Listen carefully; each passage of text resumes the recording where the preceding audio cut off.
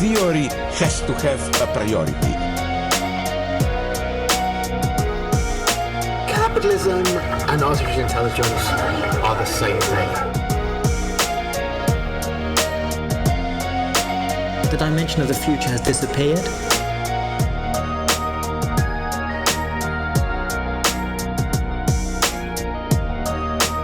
There is actually no representation anymore.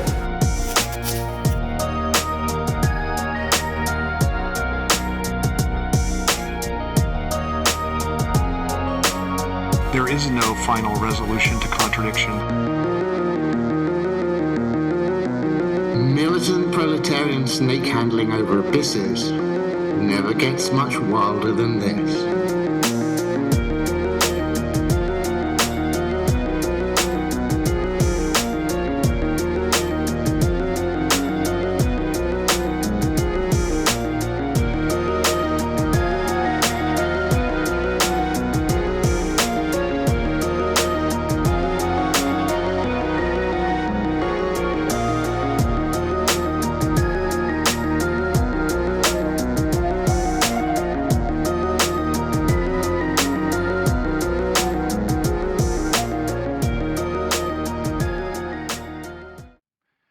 All right, everybody, welcome back to The Dangerous Maybe. And Nance and I today have, this is a fun little reading we're going to do. I'm sure this is one that the title will probably get some attention, especially over on X. We're going to talk about Žižek's recent critique of Aleksandr Dugin. And you can find this, it's 10 pages long in Slavoj's new book, Quantum History, New Materialist Philosophy. And the chapter is called, it's called Variation 5, Moderately Conservative Communism. And look, it's anybody who's been paying attention to either Žižek or Dugin know that they're not the best of buds. And because of that, because, you know, you and I especially are so associated with Žižek, it's like we're going to go out of our way to try to be as fair and unbiased as we can. This is not like, oh, let's dunk on Dugin or anything. But I think it is interesting for somebody who's like, okay, what's the issue with these two? I mean, this is a way to at least get into that discussion. And as far as I know, look, some of the stuff Žižek is constantly cranking out Substack posts and all that, and it's hard to keep up with everything we're doing. But so maybe he's done a more detailed, critique of Dugin somewhere. But the reason I wanted to do this is because I read the first 2 pages of this the other day, and I was like, okay, wait, I'm not going to even read anymore because I want to read this with Nance. So yeah, I mean, I just don't want this to come off as like, like disrespectful or anything like that. That's not the point. It's more of a point for just to get into this, divide between Žižek and Dugin. I mean, like Dugin retweeted something I posted on X a couple months ago. So when I post this, I don't know if there's a chance he'll even watch it. If so, hi, Alexander. How's it going? Yeah, but I think there's something interesting here that we should talk about, especially with this idea of like moderately conservative communism. So yeah, I mean, let's get into it. What are you thinking? Yeah, I mean, cards on the table. I don't like Dugin. I've tried to read Dugin and see what other people see in him, and for me, it's never clicked. It's just Dugin's not one of my guys. But it's also like I think he does deserve respect. So it's not like I want to be like, hoo, fuck you, Aleksandr Dugin. There are people who I would I would be more than happy to make a video about fuck you, Curtis Yarvin. But yeah, like I don't want to just be like Alexander Dugin sucks, because I don't think that. I don't find him compelling. I don't agree with him and where he goes and where he wants to take things. But also I think he deserves respect or whatever. So yeah, trying to be respectful, but also like engage with the ideas, and engage with Žižek's ideas on Dugin's ideas. I'm just a guy, pretended to be another guy, pretended to be another guy, or whatever.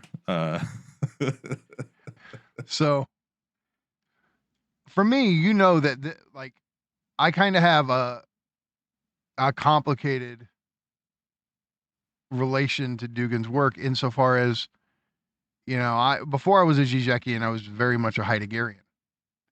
But Dugin's reading of Heidegger is completely at odds with the type of reading of Heidegger I had. I mean, I was influenced by Hubert Dreyfus, Ian Thompson, Richard Capobianco, Mark Rathall. Like, so there's those Heideggerians that really influenced my reading of Heidegger.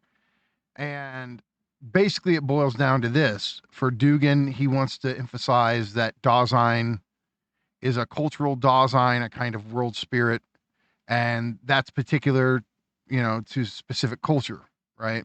That, there's, I don't know how many, 12, 13, 14, 15, like I don't know. Yeah, how many, somewhere around a dozen. Like China's a cultural Dasein, Russia's a cultural Dasein. And I mean, so especially, the Anglo world, Great Britain, Nick Land's got, that he's always on about that cultural Dasein. For me, Dasein is very much a universal thing, and that all human beings are Dasein. And so, yeah, it's just a different reading of Heidegger. Ian Thompson, who we had a great conversation with a couple months ago, he's very much trying to read Heidegger in a universalist way, opposed to this particularist way. But I think this type of reading of Heidegger, Dugin's the best at it. Yeah. When it comes to doing the particularistic cultural Dasein thing. So much so that I kind of think he's made it his own at this point. But there's a difference between how I read Heidegger and how he does. And then there's just, I'm a Žižekian of sorts. So there's all that, but we want to see what Slavoj says. And again, this is not like, oh, let's dunk on one of Slavoj's enemies.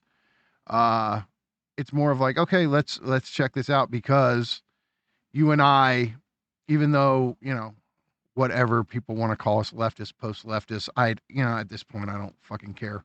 But we're not on the right.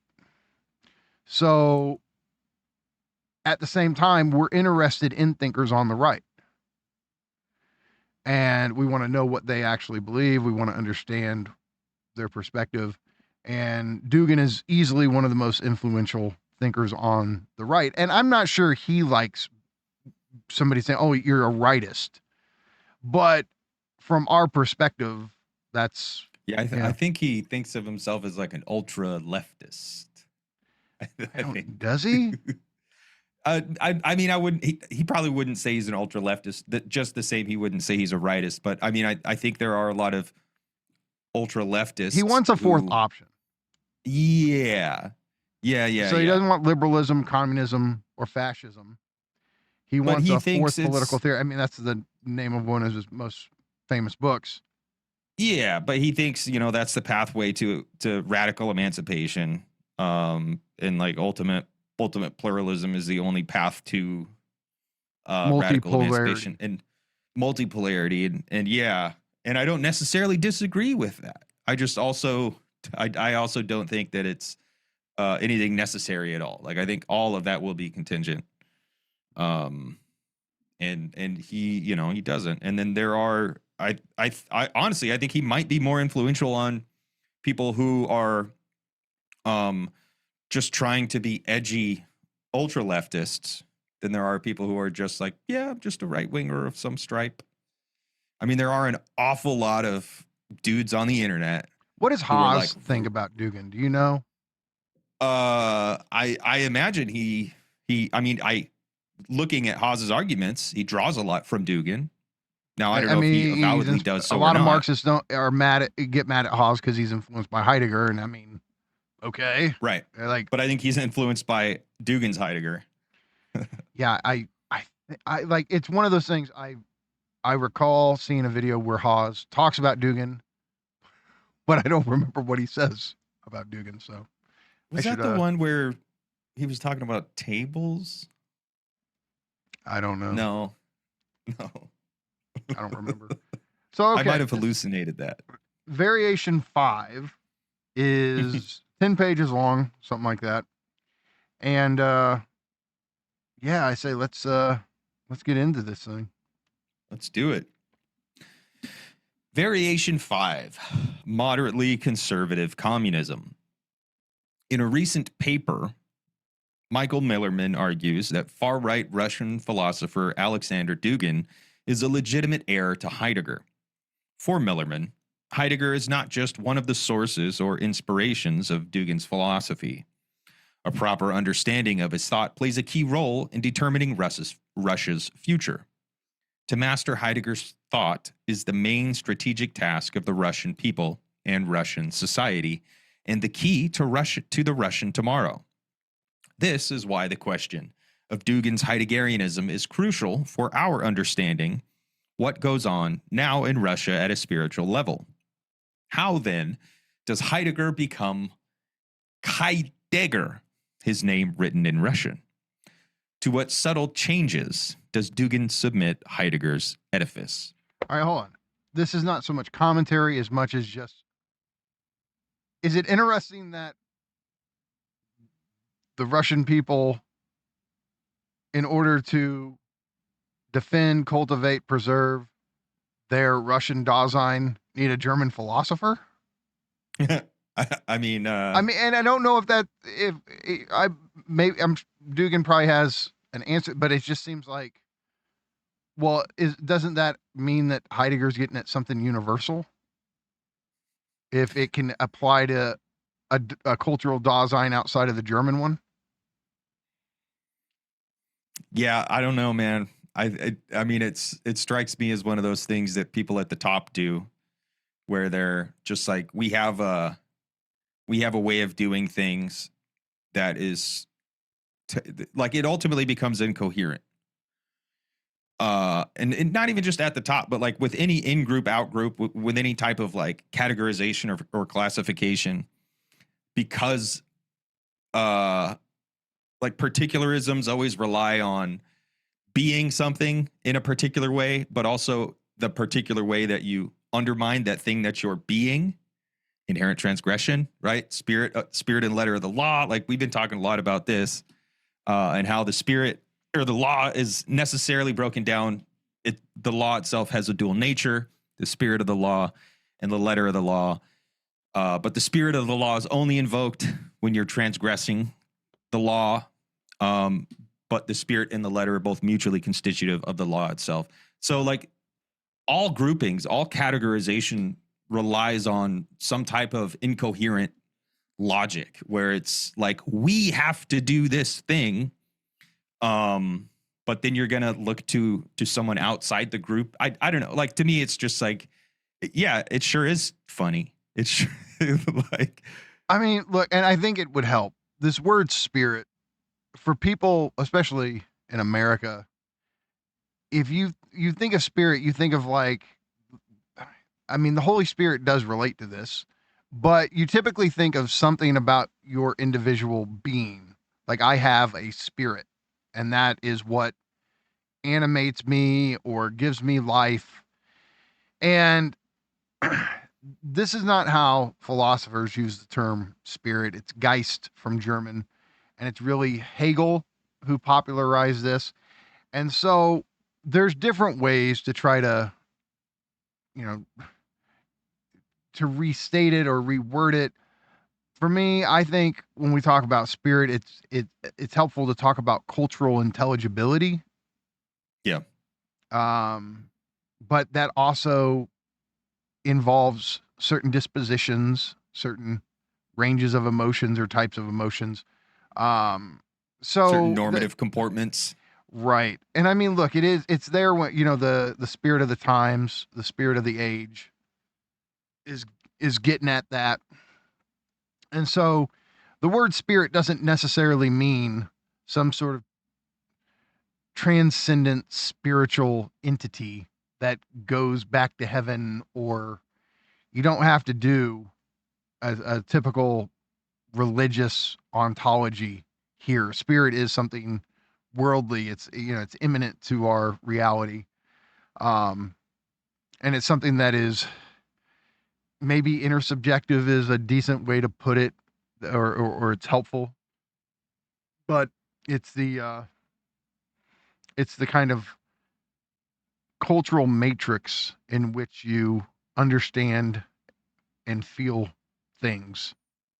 Yeah. So, okay. That means that roughly speaking, Geist and Dasein are used somewhat synonymously. Now, I don't think Hegel would go for that. And I mean, if Heidegger wanted to use spirit, he would have used Geist, right? Like, and he specifically used Dasein, which means being there, their being. But I think, you know, as far as what Slavoj is doing right here, they're more or less interchangeable.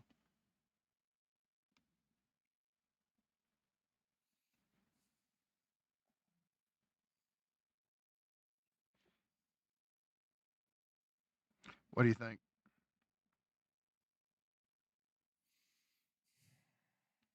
Yeah, I mean, I think like the like how then does Heidegger become Heidegger? I don't know. I can't pronounce Heidegger's name in Russian. I can't even pronounce it with the proper German pronunciation, probably. But like like to say the Russian project depends upon understanding Heidegger. It's all a bit silly to me. Like it would to me, be it the makes same sense. as It makes sense because Dasein's universal. well, so and it can it. inflect every culture. Like, right. So then to say Tibet must, you know, take up Heidegger. There must be I don't know what Heidegger's name would be translated into Tibetan, but yeah, then there must be the Tibetan Heidegger. Yeah, I think that way, but Dugin I think is I don't know. Dugin's not I don't know. He is doing that, but he's saying it's particular in every case. Like so, it could be a generalized particular, but never a universal.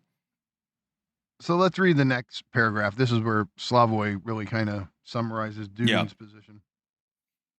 For Dugin, the transcendental ontological analysis of Dasein that Heidegger deploys in his Being and Time is not universal. Every civilization gives birth to its specific form rooted in a collective spirituality. The Russian Dasein is thus different from the German one. It focuses on Narod, the people in the sense of German Volk, not the state, not the nation, nationalism, not race, fascism, not class, Marxism, and especially not liberal individualism. Narod is thus an ontological category. It designates a historically specific form of the disclosure of being, of how its members perceive what matters in their lives, what gives their lives meaning, what freedom and dignity mean in their spiritual universe. For an authentic Russian, freedom is something different from the liberal notion of human rights and freedoms. It is a mode of free immersion into the spiritual substance of one's people. Only this can provide dignity and meaning to life. Okay. So that's where he really kind of says it, that there's a particular spirit, a specific collective spirituality, or mode of being in the world, right, to the Russian people. And this would also, for the Chinese, I don't know how, do the Japanese have their own? Do the Koreans have their, I don't know. China, the Chinese. The Chinese, China. China. Yeah, I don't know. I'd have to look at how he divides the different world spirits or cultural Daseins. But I mean, maybe he would find something to disagree with there, but Dugin, that is. But I think that's a fair representation. I think so, yeah. I mean, it gels with everything else that I have heard and read about Dugin. So, I mean, it is like Dugin would say he's not, not the nation, not race, not class, not the individual. Russia's about something else, the people. Although, I mean, you can make the case that what Heidegger was saying is that Germany is about the Volk. So it's about the people too, whether is it Narod is how to say it? And I think like he does, so Narod, like the Narodniks would, like, Narod is very close to the Volk. Does that mean they have the same Dasein? Yeah, I think maybe that's why Heidegger is saying we have to take up Heidegger. Or Dugin is saying we need to take up Heidegger. Yeah, what did I say? Heidegger's saying take up Heidegger. Oh, I think. Dugin. Unless I misheard you. No, I think I did miss. I think I said that. But yeah, I think Dugin is saying we have to pick up Heidegger because the Russian attunement or whatever, the Russian spirit is functionally the same as the German spirit. Look, I mean, you already know what I would say. Like, I just don't believe that these cultural Daseins have the internal consistency that he seems to act like. I don't really think it's easy to kind of do this when you're comparing, America versus Russia, or, but when you get inside of a culture, it's filled with contradictions. Yeah. Like, I'm sorry, you and I are not, who's just the perfect embodiment of America as such? Like, Slavoj's whole point is, you'll never meet that person because there is no perfect embodiment. All there are particular embodiments, but so you can have, and it's from different eras too. So like, the California surfer bro was one, like you can do all kinds of like, who really embodies America. It's all over the place. Yeah. And that's my thing, is it just seems to act like there's some cultural substance to each society. And I don't think societies are substantial in this strict Aristotelian sense where they're independent and consistent with themselves.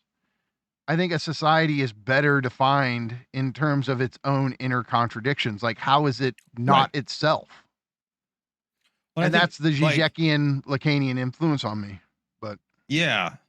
And that is why, like, I like talking about like the letter of the law and the spirit of the law, like that, the dual nature of the law itself, and the dual nature of our enjoyment that we get out of either following the law strictly, or transgressing, like disobeying the law in a very particular way to demonstrate like how we're, in the know or whatever. But there, like, it is this contradiction. It's not the substantial thing. Like it can be of particular kind of contradiction, but because it's not substantial, it's not going to carry on in this way. Like, there is a distinct American. Now, I do think the TV show, The Traitors. I love this TV show. It's a competition show. There's an American version. There's a British version. There's an Australian version. There's a New Zealand version. I think there's an Irish version. Like, there's all kinds of different countries that have their own version of this TV show. And watching the American version and watching the British version, to me, and comparing and contrasting the two is like one of my favorite things to do, because you can see in the British version, everyone is polite to one another. Everyone is respectful. They take their turns when they're speaking. They don't ever personalize and make it like personal attacks. This is a great point you're making. I mean, okay, you gotta give Dugin something here. There is something to this particular, and because the thing is, because we're coming from where we come from, we typically emphasize either the universal or the individual, and because we see the problems that congeal around particularistic identity. But there's something here. Like you're saying, you see it when you're watching Traders. I mean, you can do this if you watch the American version of The Office opposed to the British version. Sure. You're going to pick up, and people would say America and Great Britain are very similar, and yet you pick up these differences. Dude, I think the starkest difference is in the Traders. Like, you watch the British Traders and you're like, oh, most of these people are pleasant. You watch the American version and they're all like plastic surgery. They look like the Jigsaw from the Saw movies. They're all Instagram influencers. They're all like horrible people, and it's just like, I fucking hate these people so much. You watch the British version and they're just like, that person seems normal. Like that, there is something there. However, I've met British people. I've slept in British houses with British, it's not like we're unintelligible to one another. It's just that like they have to navigate the big other differently than how we navigate the big other, but we share transgression in common, and we share particular transgressions in common too. And that's also true of my friends in Poland and my friends in Belgium and my friends in Slovenia. Like it's like, I've been to these places. It's not like we look at each other like we're aliens. Like we can even non-verbally communicate, you know? You can nod, you can smile, you can gesture. Like we are intelligible to one another. And so I've had great socially correspondence with a Chinese guy about the concept of the phallus, and he loved my post on it so much that he translated it into Chinese because he thought it was so important for his friends and fellow theorists. And so, I mean, look, this is my position. I'm not going to act like it's just me. I'm sorry. There's a universal dimension, a particular dimension, and an individual dimension to all human beings. Yep. And the particularism sometimes can get in the way, but that doesn't mean you can't relate to other human beings on a universal level or on a more individualistic type of thing. It's also not necessary, like, just because you're a Russian. Like, I think one of the most radical, like, punk bands maybe are the Russian punk bands. And you could say that, like, punk is an Anglosphere phenomenon. Sure, it started in London and started in New York. Like, yeah, punk rock is a very Anglophone thing. But some of the most punk bands out there are Russian punk bands. Like, they're doing America and England in a more American and in a more English way, but they're Russian. So it's like, yes, there are these like particularities, but there's also this like universal lack undergirding all of it. There are these universal contradictions that keep these things from being substantial. I think, yeah, like we navigate the big other in it. There are norms and mores and just things that we take for granted, dispositions. I keep emphasizing disposition lately. Like, I just think that like different shit hits us differently. You know, there is a certain cliche. I can picture it, a caricaturized way an American reacts to shit. I mean, look, there's a great scene. Where is it? It's La Dolce Vita, Federico Fellini, where Marcello he gets into a fight with this American guy, and this contrast between like the Italian guy and the American guy in the film, it's like, okay, yeah, you can see the particularistic dispositions in opposition to one another. It's very clear in that scene. But I mean, look, everything we just said here, would Dugin even disagree with us? I'm not I don't sure. think so. I don't think so. So again, I feel like because I am a card carrying Žižekian, I feel like I want to go out of my way to be more fair. Right. So look, I'll give you an instance of where I feel like I can, like, even phenomenologically have an encounter with these different cultural Daseins, right? So, live in Kansas City, our great art museum here is the Nelson Atkins. And now, of course, I didn't have this language to talk about it when I was young, but whenever I would go there, I was always impressed by the shift in tone, atmosphere, mood, by going from medieval Christian art over to the African art, over to the Japanese art. And you do feel like, oh, I've entered a different world spirit. But here's the thing. Hold on. Here's the thing. Because I'm sorry, like, there's a different vibe. Vibe's also this word I keep using. There is a different vibe between this, so much of like medieval Christian art. Like, they even at some of it, they have it under it's simulated, obviously, but it's like overcast gray sky lighting. And boy, does the medieval Christian art shine in the gloom, right? And then you go over to the Japanese art and it's well lit and all of this. And I'm just saying, I do feel these different cultures, right? But let me see if I can guess. Here's the thing. I'm so immersed in the content that I'm forgetting the form. They're all doing the same thing. They're making paintings and they're expressing their beliefs in their gods and their world building.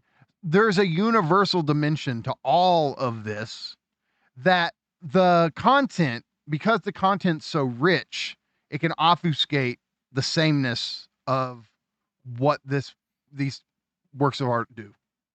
Yeah, no, and I think with the I don't know, the problem of the day, the contemporary question, or maybe a contemporary, maybe there is no the contemporary question, but a contemporary question is artificial intelligence.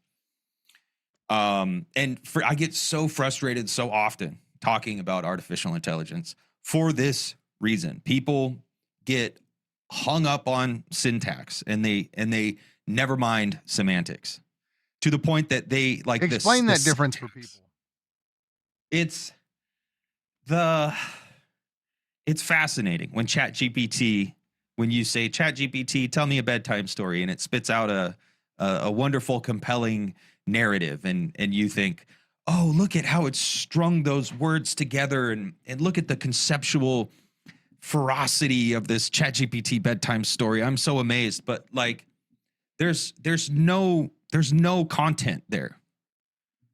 That's pure form. Like, that's pure, like, it's been trained on syntax. It's been trained on this corpus of work that is maybe not the entirety of the literature that the human race has produced, but like a huge chunk of the literature that we've produced. It's been trained to simulate the form. It's been trained to spit something that resembles what it's been trained on back out. And the way it does it is it gives numerical values to each token, to each little part of a word, not even in whole words, but little parts of words. And it does very complex maths, and it spits out something that mathematically resembles what it's been trained on, and formally it resembles, I don't know, Le Morte d'Arthur or whatever, like Le Morte d'Arthur, King Arthur.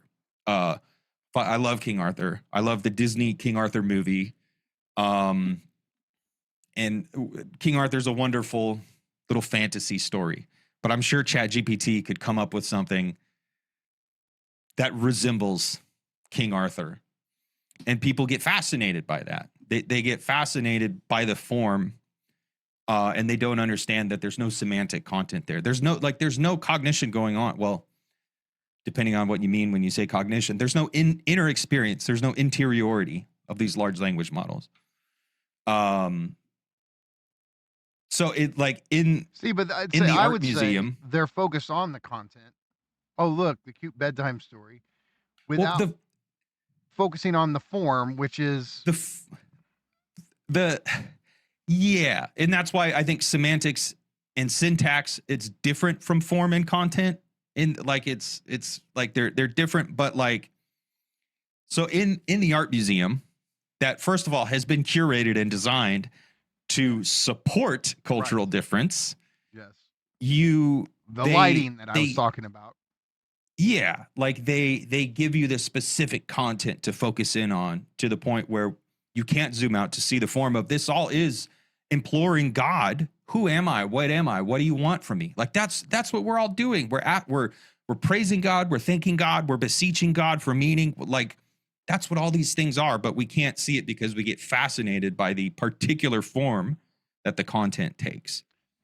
Yeah, and the specific way they light the different cultural objects, that's supposed to simulate the mode of being, the specific cultural disclosure. I mean, dude, I love going to art museums, and I'm sure there were times when I was a kid when I got really stoned and I went to the Japanese section of the local Phoenix Art Museum and I pretended I was like Keanu Reeves in fucking Johnny Mnemonic or some shit, like some, ooh, look at me, I'm in touch with some Japanese spirit, but it's also the future, so it's like a cyberpunk Japanese spirit or something like that. Like they do it, that's part of the art museum experience. Like they construct it in a way to highlight cultural difference, when if you actually went and looked at, I mean, dude, the similarities between like Finnish culture and Japanese culture, like Finland, that's like Scandinavian, that's like Norse, Vikings, and you know, ho ho, we're gonna go rape and pillage. But there's so many cultural similarities between Finland and Japan. And if you just kind of look at them outside of a constructed format that's going to highlight the differences, you'd be amazed. You'd be amazed at the similarities between Scandinavian Viking culture and Japanese ancient, like it's.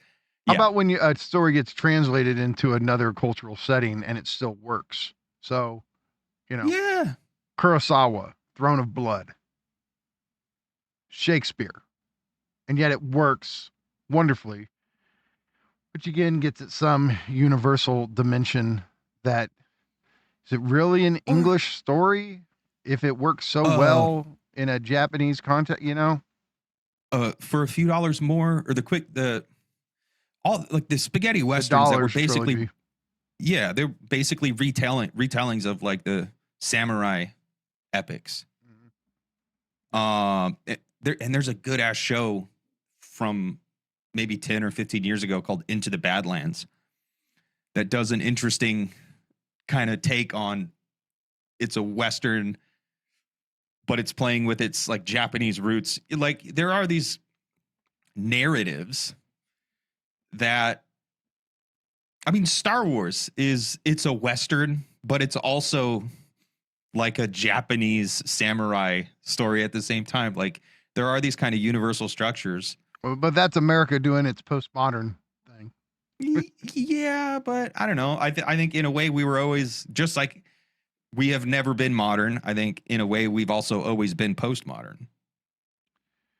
So, okay. Let's look at this next paragraph, because he keeps kind of unpacking this. For Dugin, philosophy is thus eminently political, inclusive of advocating war. War in Ukraine is a war between Western global modernism and the Eurasian spirituality. There is war because, as Heidegger saw, the West reached its deepest decline in global liberal hegemony.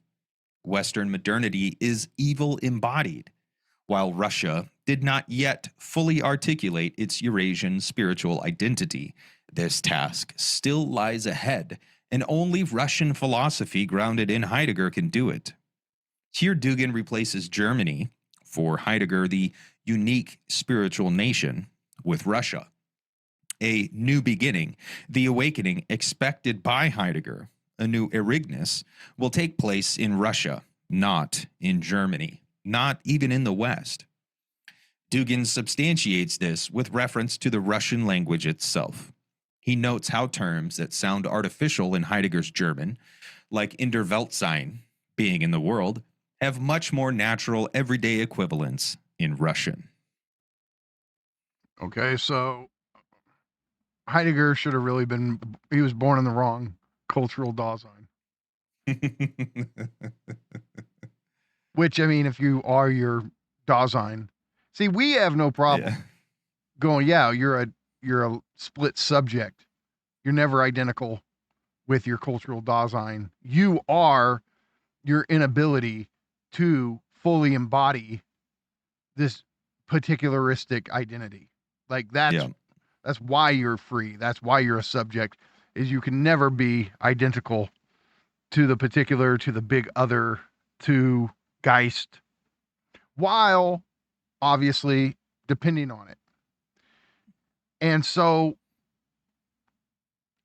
this is just where I feel like there's just this substantialization of a culture, and somehow, yeah, like the individuals are just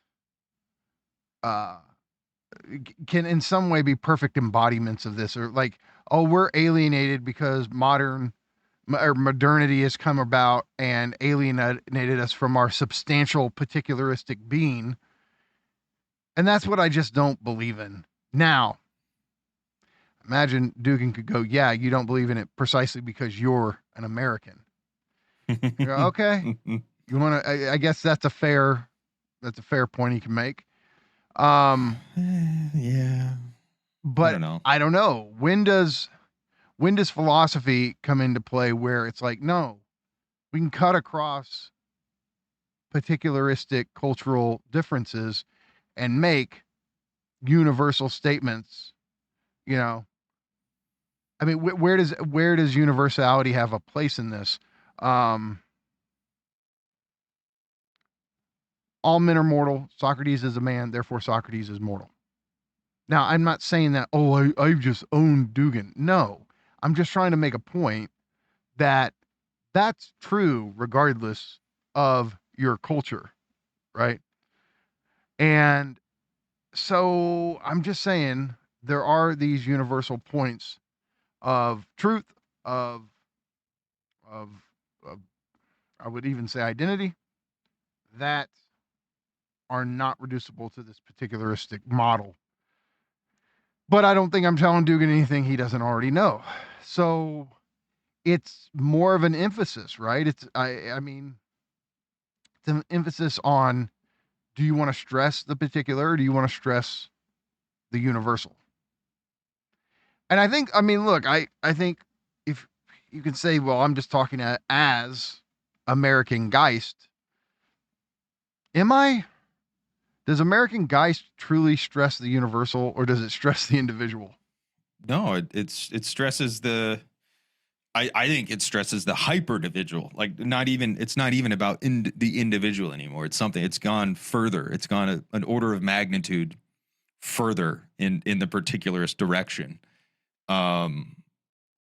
So yeah, I don't think we're expressing American Geist. I think we're trying to. We have a philosophical position. Yeah, yeah.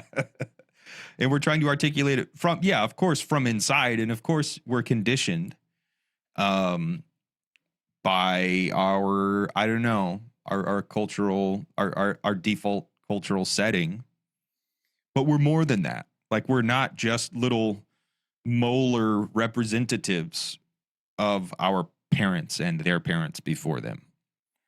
So, okay, for Dugin, the reason that Heidegger's philosophy is political, is because the Russians now, not the Germans, are awaiting Erignus, the event that will bring forth a new mode of disclosure. I think this fourth political theory is, hope for him, hopefully what would do that or be a part of that. But it would be, if the global hegemony is modern liberalism, then which, we're going to export rights, we're going to go around the world, you have rights, and we're going to liberate you, and you're going to have democracy, this American thing, maybe best embodied by George W. Bush.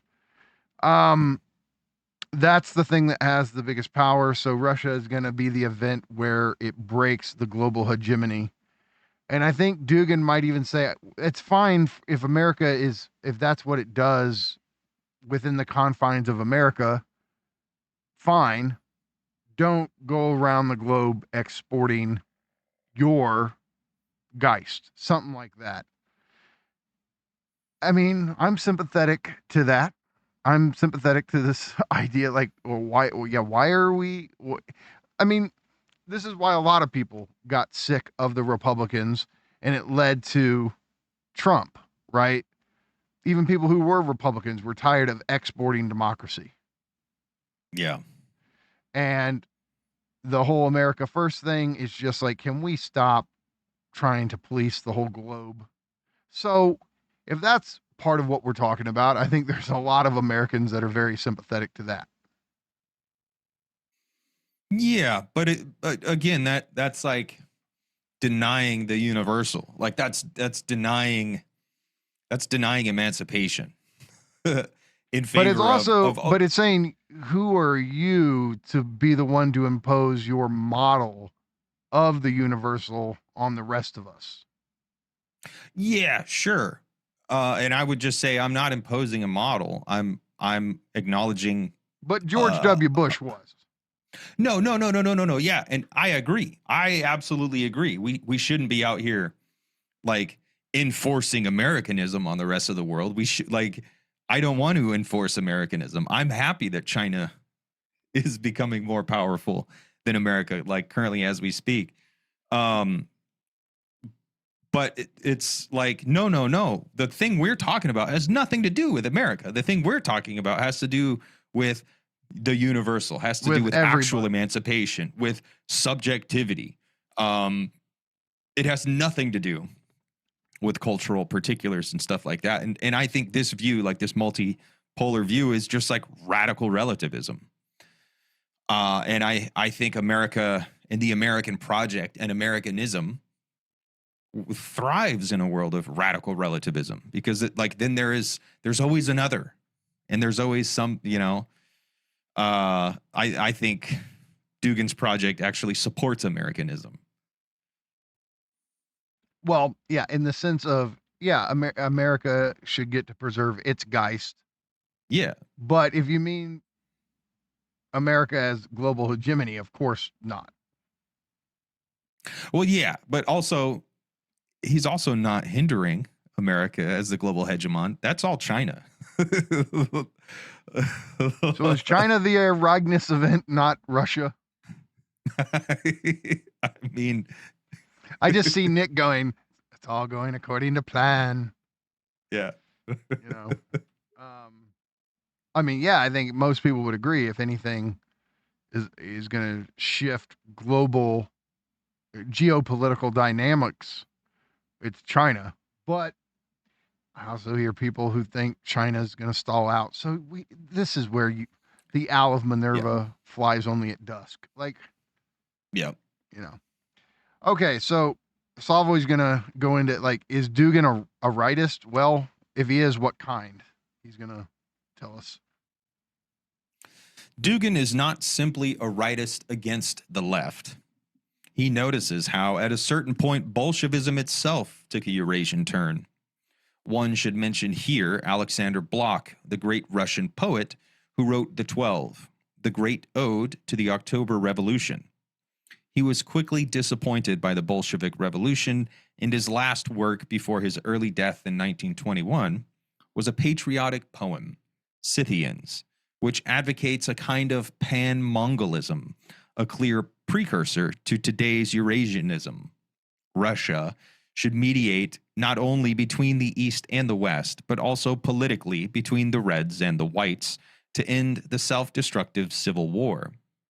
This is also why Dugin prefers Stalin to Lenin. In 1921, Lenin conceived the task of Bolshevism as bringing Russia as fast as possible to Western modernity, while this reference to the West disappears with Stalin. Anything you want to highlight in that one? I mean, just like here in America, we have people who think you can return to the land and kind of give up the trappings of modernity and get a little hut and, get a wife, force her to stay barefoot and in the kitchen and pop out babies. The trad life. Like that phantasmatic retreat. I think that's kind of the same thing of like talking about, oh, it's Western modernity that is wrong and stuff like that. Like I think, yeah, no, you're just doing the same thing that the Liver King is doing. You want to retreat from modernity. We've talked before about how nihilism is acceleration, is modernity, is capital, is Robo Cthulhu. Like modernity unleashed, it opened Pandora's box. It unleashed devils and demons upon the globe. It also gave us a new possibility at a new kind of freedom that wasn't possible before modernity. So just because we failed to like seize that moment of emancipation, it doesn't mean retreat from modernity. I think it means there's no way out but through. Like we have to weather modernity in order to culminate the promise of freedom that it gave us. And I think people who want to retreat from modernity and talk about modernity is evil and then go on to talk about, oh, post-modernity and blah, blah, blah, blah, blah, blah. I think it's just a retreat from the world. They're just retreating into fantasy. They're fleeing from the other. They're fleeing from the real.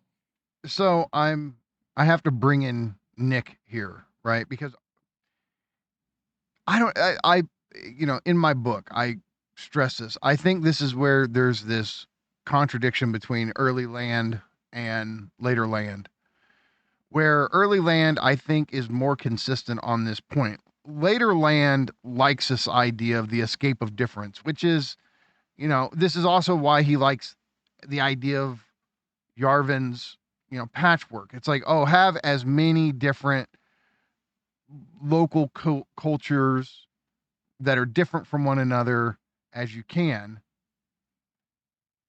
And okay, but the old land, the Deluso-Guattarian land, I'm sorry, D&G showed like capital is a cultural Dasein eater. That's what it does. And if you're going to celebrate capital, I don't see how you can celebrate capital and celebrate particularistic cultures at the same time. I just think that's a contradiction and it's incompatible. If you understand capital on the basis of D&G.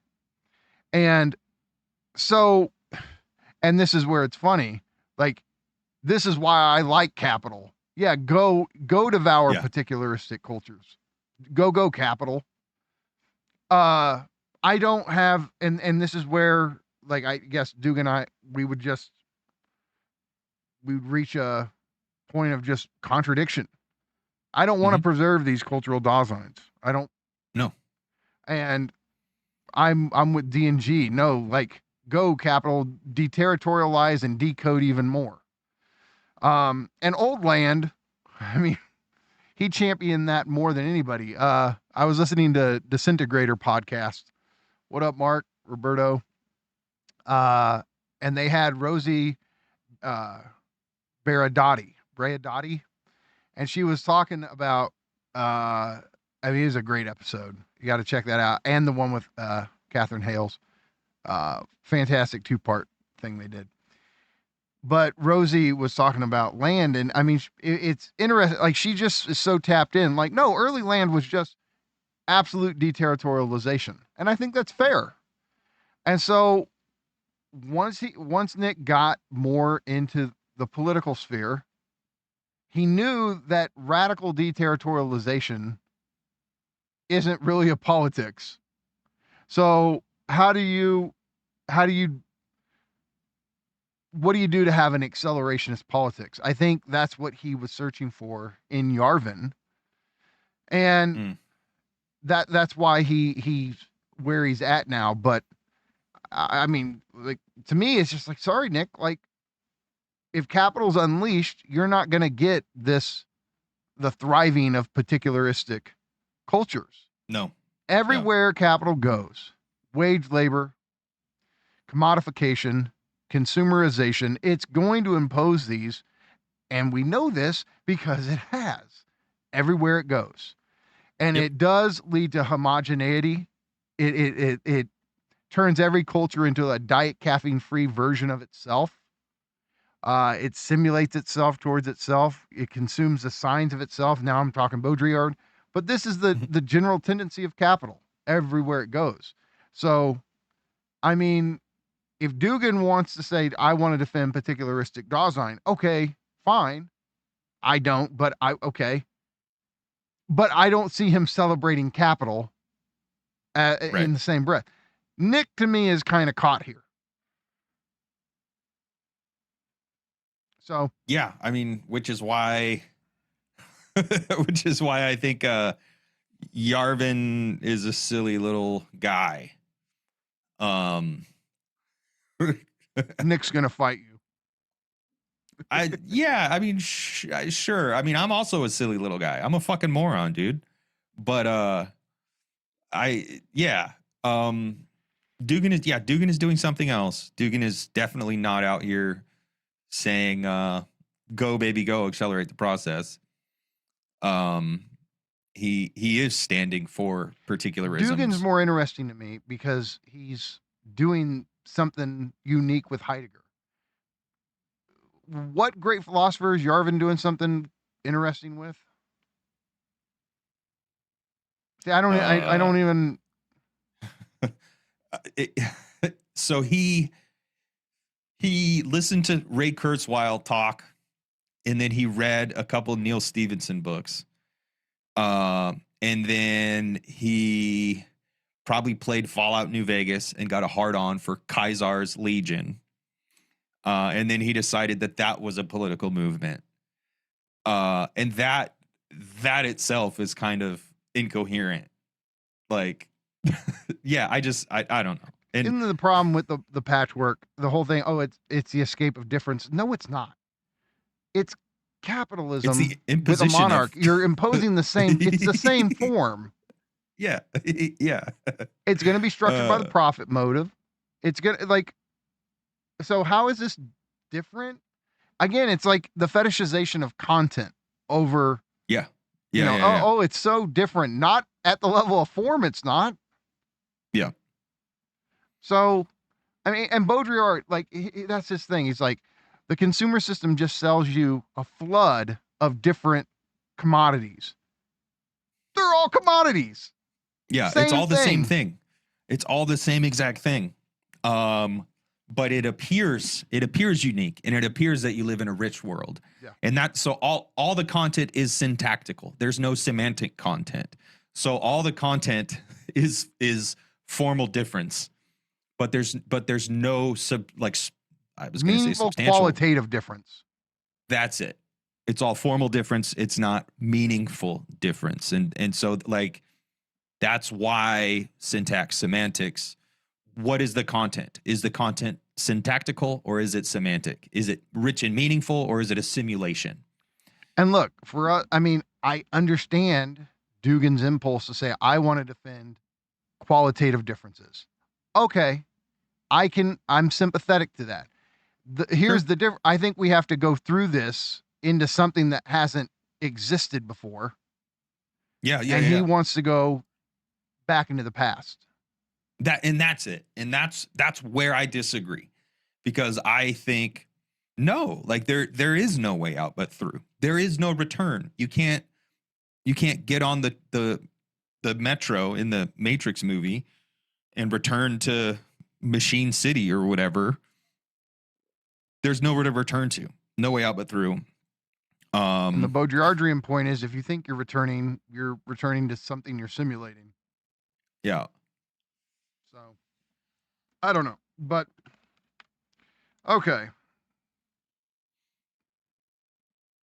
All right. Dugin is also not simply opposed to the West.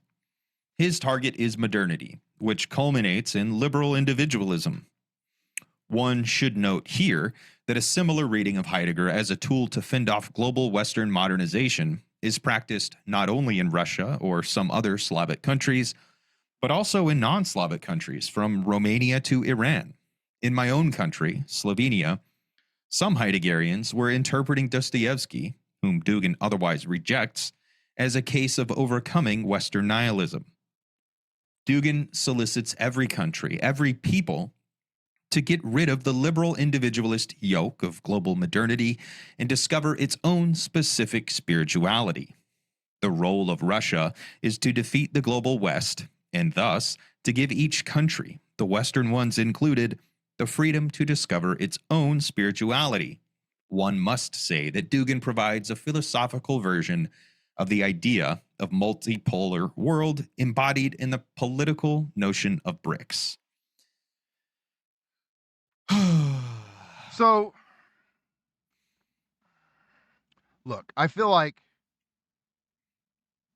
the reading of Heidegger I want to defend is a reading that privileges both the universality of Dasein and the individuality of Dasein. Mm-hmm. And this would take us, it would take too long. Maybe we can do this some other time. But the Heideggerians that want to emphasize particular cultural Dasein, they get this from the later Heidegger, but also from the last couple of chapters from Being in Time. And for me, those last couple of chapters, they do requilt the book. They do retroactively have a way of changing the meaning. I don't think it's a necessary quilting point. I think you could take those two chapters off, write something else, and quilt the book differently. Now, it's also worth saying that even with those two chapters, Being in Time was not actually finished. He planned to write more, but then didn't. He abandoned the project. But look, the stuff on death, is being towards death about the death of your particularistic cultural Dasein? I don't think so. Like, I don't. I don't think that's what the phenomenological descriptions are about. I think it's about the fact that you, as an individual, are going to die one day, and the particular possibilities that are open to you are specific to you based on your singular facticity. Nobody, Yep. your facticity is almost like your ontological fingerprint, because nobody has exactly your facticity the way you do, because you're always projecting yourself into the future on the basis of your facticity. You have unique singular possibilities that are open to you. And the point for Heidegger is people typically lose themselves in Das Mann and the particular, the generic, and they fail to tap into what's uniquely singular in their range of possibilities. And to be authentic is to tap into your unique singular potentials and possibilities. That's how I read that. And I don't think it works well to say, no, the being towards death is the death of your way of life, your culture. I don't think that's there. That's a weird, and I mean, so my point is Heidegger has an individualistic dimension to him, is all I wanted to say. yeah. I don't know, this notion of like spirit or spiritual racism, which Heidegger has referred to, or did refer to himself as a spiritual racist in the Black Notebooks. Like he said, like, I'm not a racist, I'm a spiritual racist. So there was something to this idea of like spirit that was already different from Dasein. And I just think it's, I don't know, I think it's silly. I think it's rejecting modernity. Like I think people But modernity is see, modernity reducible to in-framing? That's where we want to have an argument that it's not. right, absolutely. Now, the way we failed to culminate or live up to the challenge, it has been reduced down to in-framing. But For us, that's modernity contingent. is not modern enough. Right, that's it. Yeah, like we need to go further. We dropped the ball. I don't know. We traveled, we double dribbled something. I don't know. Well, and capital calls the shots. Like, I'm sorry, And that that- was yeah. not the dream, the vision of modernity. Yeah. We didn't understand I don't know, what capital is and what it does and how it folds us back onto ourselves. The But tentacled nevertheless, outside point itself. yeah, it gave us this opportunity to actually be free, to actually become emancipated and to take up our subjectivity. Like we finally lived in the great question mark. Like no longer was there, I don't know, a God at the end of every rainbow, climb every mountain. Like it was like, oh, it's all down to you,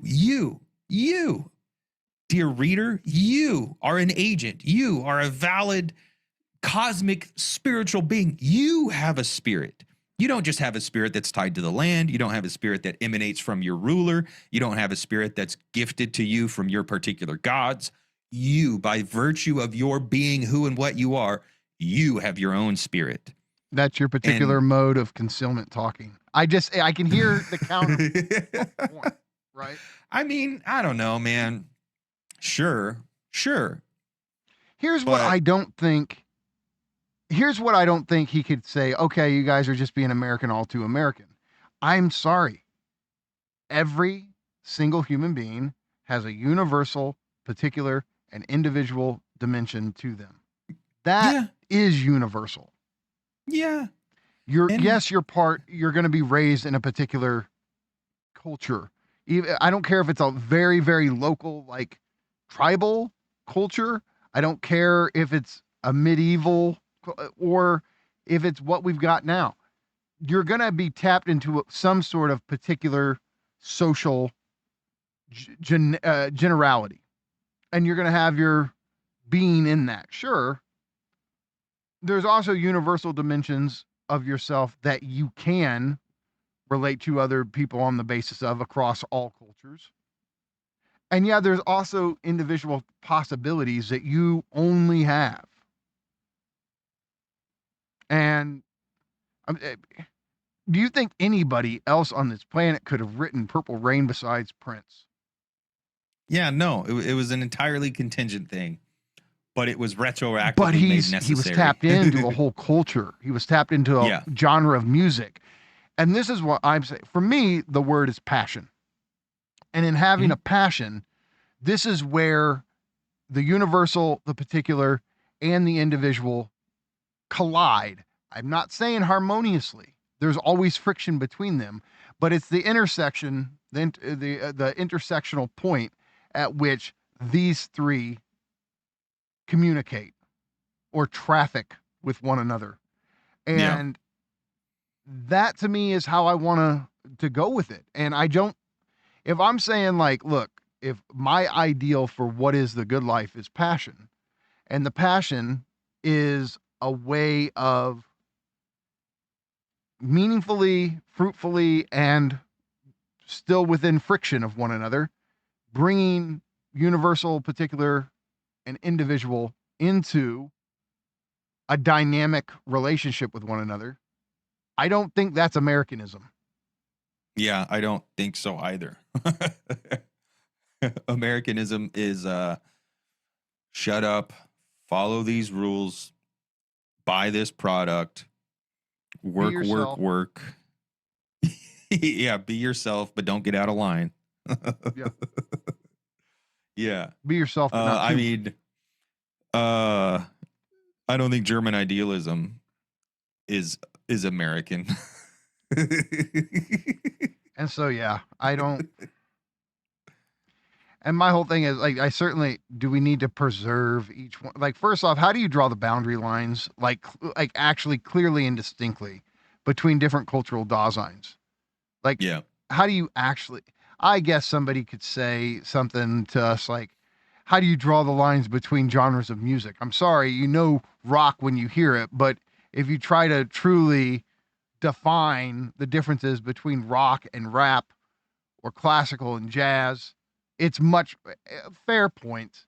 But I also think it's a fair point to say if you're treating cultural Daseins in a substantial way, like Aristotelian substance, you should be Yeah. able to demarcate them That's the clearly thing. and distinctly. Yeah. And I don't think it's We're that clear or not- distinct.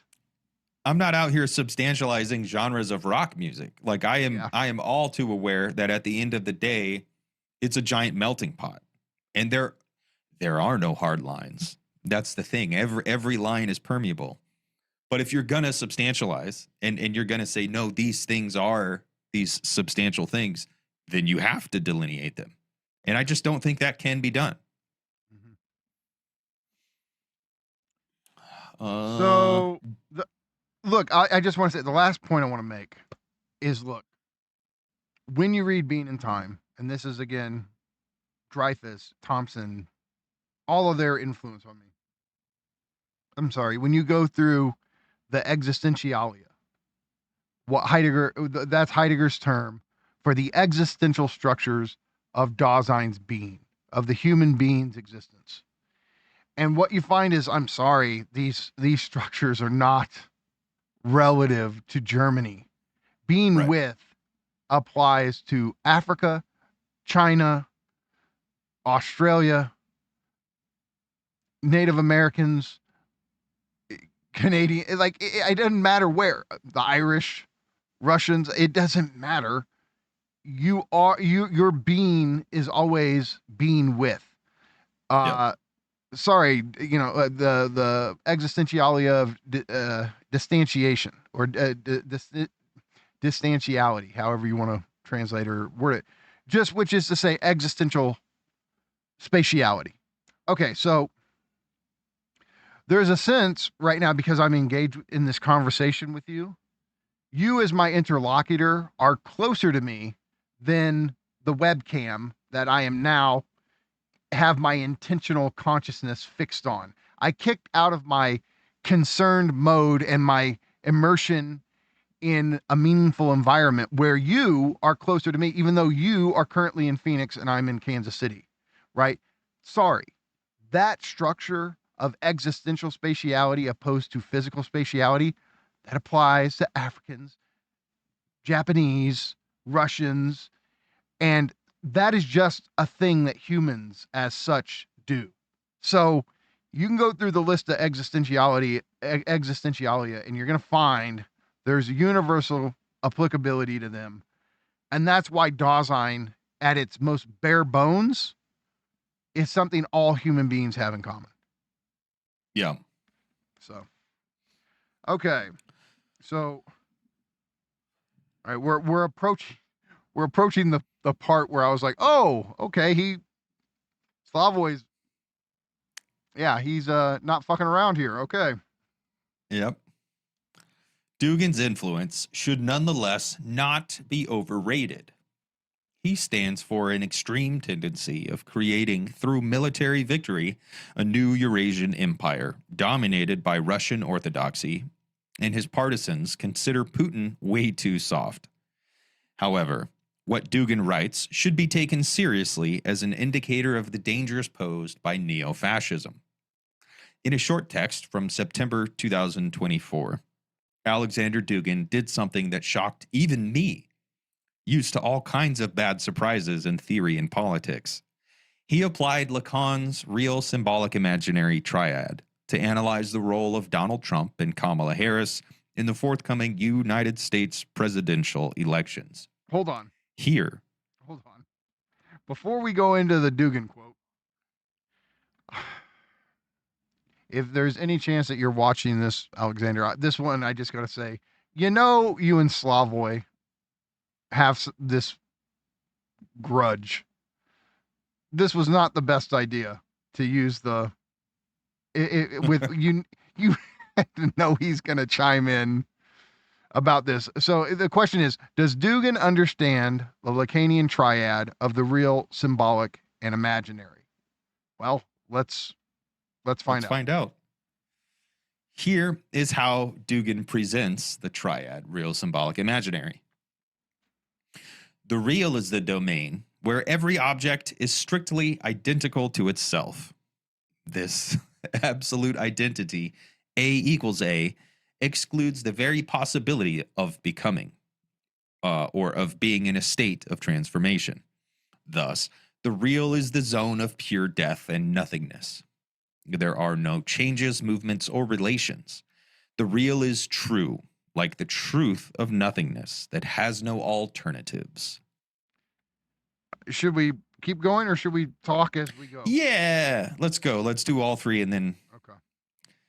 The symbolic is the domain where nothing equals itself, where one thing always refers to another. It is an escape from the real, motivated by the desire to avoid death and falling into nothingness. It is here that content, relationships, movements, and transformations are born, but always in a dreamlike state. The symbolic is the unconscious, the essence of a symbol that it points to, something other than itself. It does not matter what specifically, as long as it is not itself. The imaginary is the domain where the dynamic of the symbolic stops, but without the object dying and collapsing into the real. The imaginary is what we mistakenly take for being. The world, ourselves, nature, society, culture, and politics. It is everything, yet it is also a lie. Every element of the imaginary is actually a frozen moment of the symbolic. Wakefulness is a form of sleep that does not realize itself. Everything in the imaginary refers to the symbolic, but presents itself as supposedly real. Now, I do have to say, wakefulness is a form of sleep that does not realize itself. I like that line. That's a bar. Okay, that's a bar taken out of this description of the triad. If you de-world that line, that's a great fucking line. That's a nice line. I'll give it to you. Yeah. Yeah. Is he tapped into what Lacan is doing? No, not at all. Not at all. all.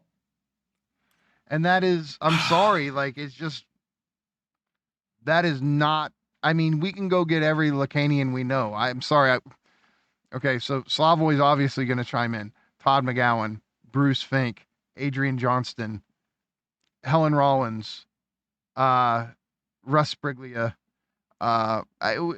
Cadell Last. We can keep going and going, right? Nobody's going to say that's an accurate description of the three registers at all. I mean, let's see. Okay. In the real, A equals A is true. In the symbolic, A equals A is false. In the imaginary, no object is identical to itself, but unlike in the symbolic, it doesn't want to admit this, neither to itself nor to others. The real is nothing. The symbolic is ever-changing, becoming. The imaginary consists of false nodes of the frozen symbolic. So that's the full quote. A signifier attempts to give identity. The real is the glitch in that. The real is precisely the opposite of A equals A.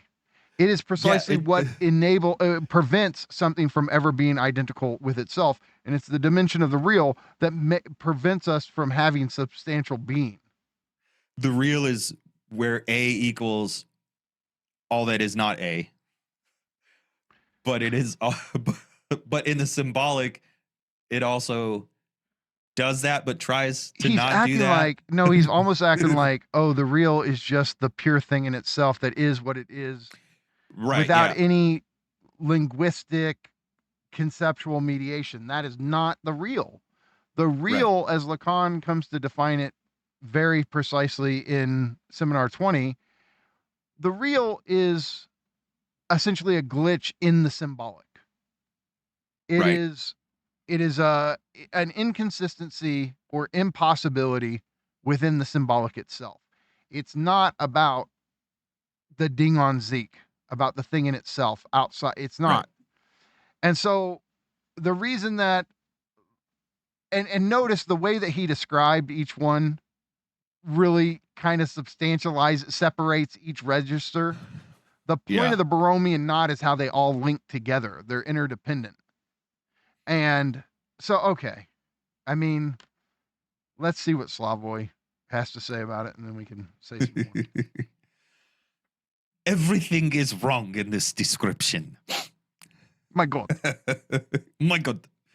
What Dugin misses is precisely the interconnection of the three dimensions illustrated by the figure of the Borromean knot. The real is not a self-identity. A equals A is strictly the formula of symbolic identity, but an obstacle imminent to the symbolic, the impossibility of A equals A, of any symbolic identity, to fully actualize itself. A classic example.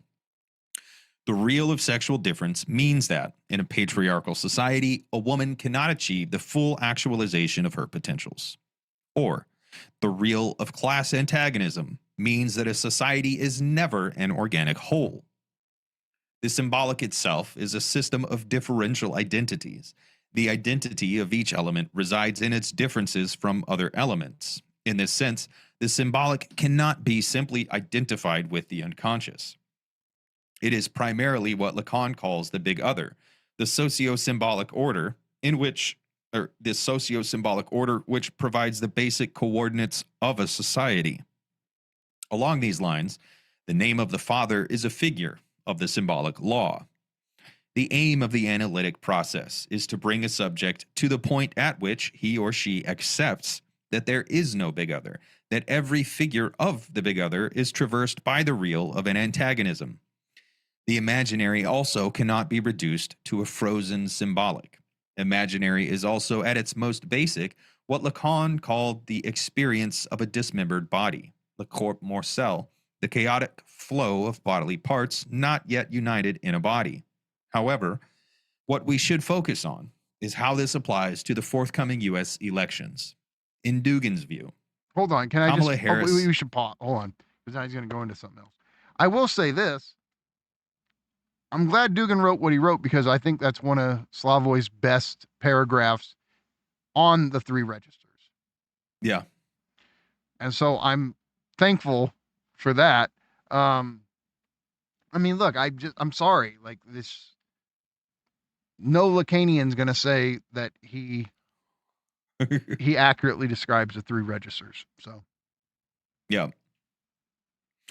However, what we should focus on is how this applies to the forthcoming U.S. elections. In Dugin's view, Kamala Harris represents the symbolic. She embodies an invitation to transgression, the legalization of perversions, and liberation from all prohibitions and norms. In other words, the expansion of the symbolic realm. The Democrats' platform is a structure of well-tempered delirium. More LGBT, more cancel culture, more illegal immigrants, more drugs and gender reassignment surgeries, more deconstruction of old orders, more BLM, and critical race theory. The Democrats' platform is thus, in some sense, psychoanalytic. Since the symbolic is unconscious, it repeats the old leftist Freudian gesture of liberating the unconscious from the constraints of oppressive order. But what Lacan knew, and the leftist Freudians ignored, is the basic lesson of all revolutions. When the repressed symbolic unconscious destroys the imaginary order and is set free, such a direct assertion of the unconscious immediately gives birth to a new fixed imaginary order, which is much more oppressive and totalitarian than the previous order. It may appear that Dugin hit the right button against Lacano-Marxist when asked what were the political consequences of Jacques Lacan's teaching.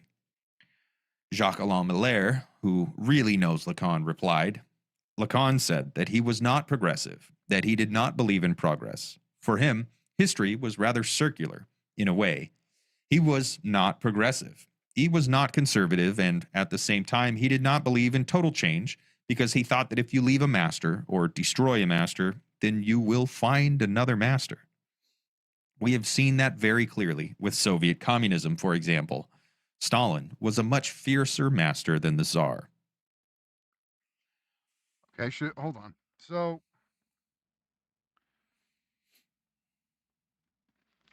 yeah. Point is, when you're overly,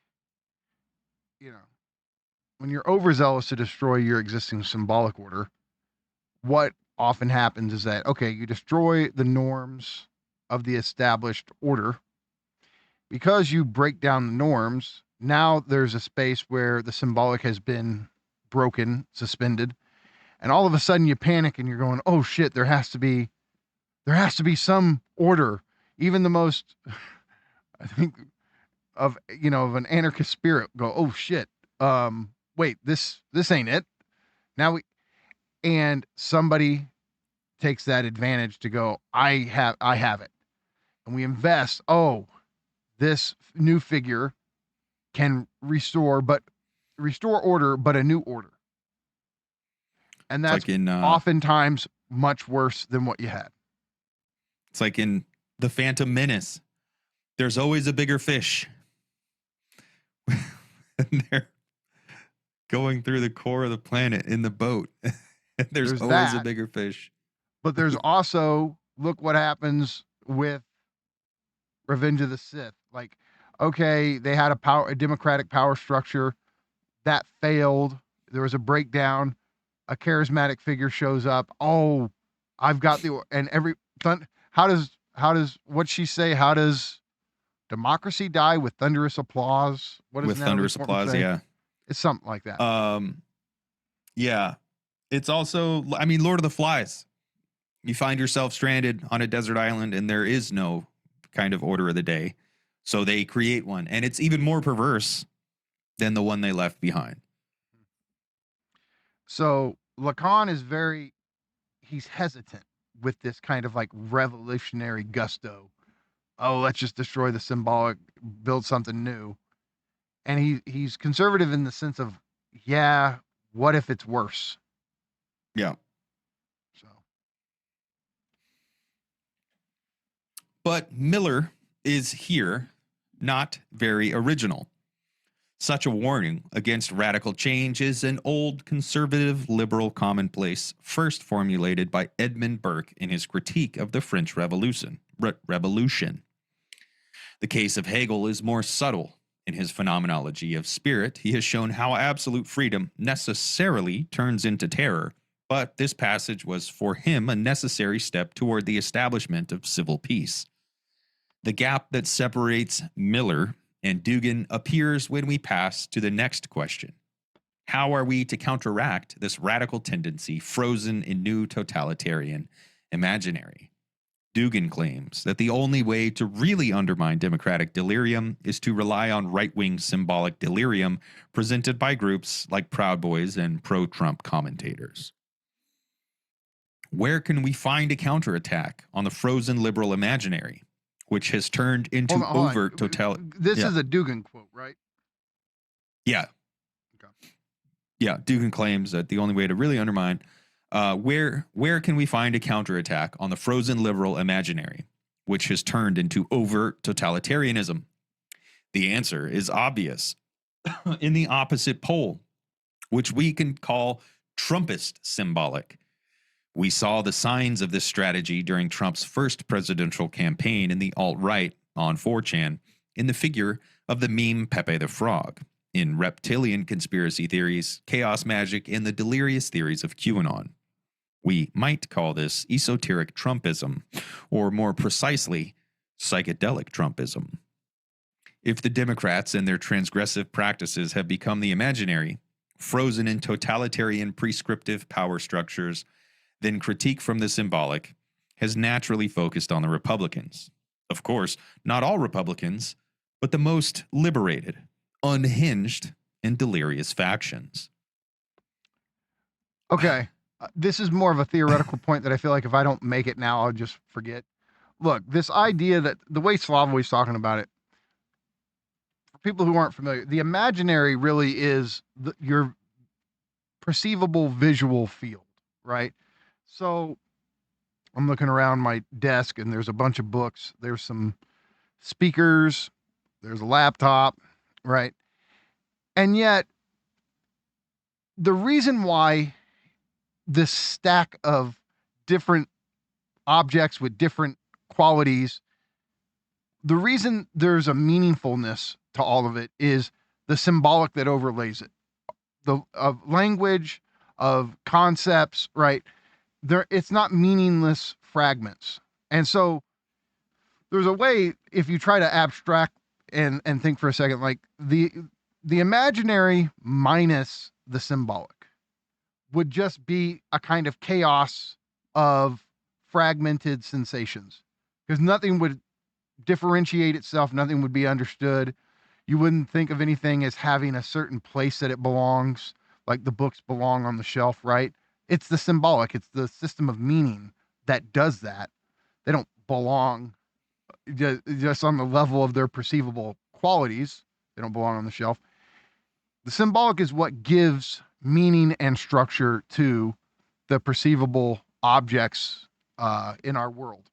And so what a revolution would do is recreate the system of meaning. It would be a break with an old order of meaning and establish a new order. So different things would take on different meanings and values. So if you have an old system, if we do like the left progressive type of thing, you would say you have an old system that privileges white bodies, right? Which, yes, at the level of the imaginary, is just certain perceivable features. You want a new symbolic order that would not privilege specific, skin tones, ethnicities, etc., which, strictly speaking, are imaginary features of our visual experience. And so the symbolic would completely revolutionize how we understand and value perceivable qualities in the world. Hopefully that, I just wanted to add that, like, because if somebody doesn't know the terms, they might have heard what we said a minute ago and go, what the hell does that all mean? I think I mean, things like cause and effect are also in the symbolic, in the imaginary, there is no. This is Hume versus Kant. Hume just says you see one thing, touch another thing. That's all that you see. Right. But for Kant, he would say, no, but the mind imposes as a necessary processing rule causality. But that means it's a necessary feature of our system of meaning that we impose on the world. And Hume is just locked into, like, you see one billiard ball hit another billiard ball, and he's just completely locked on the imaginary.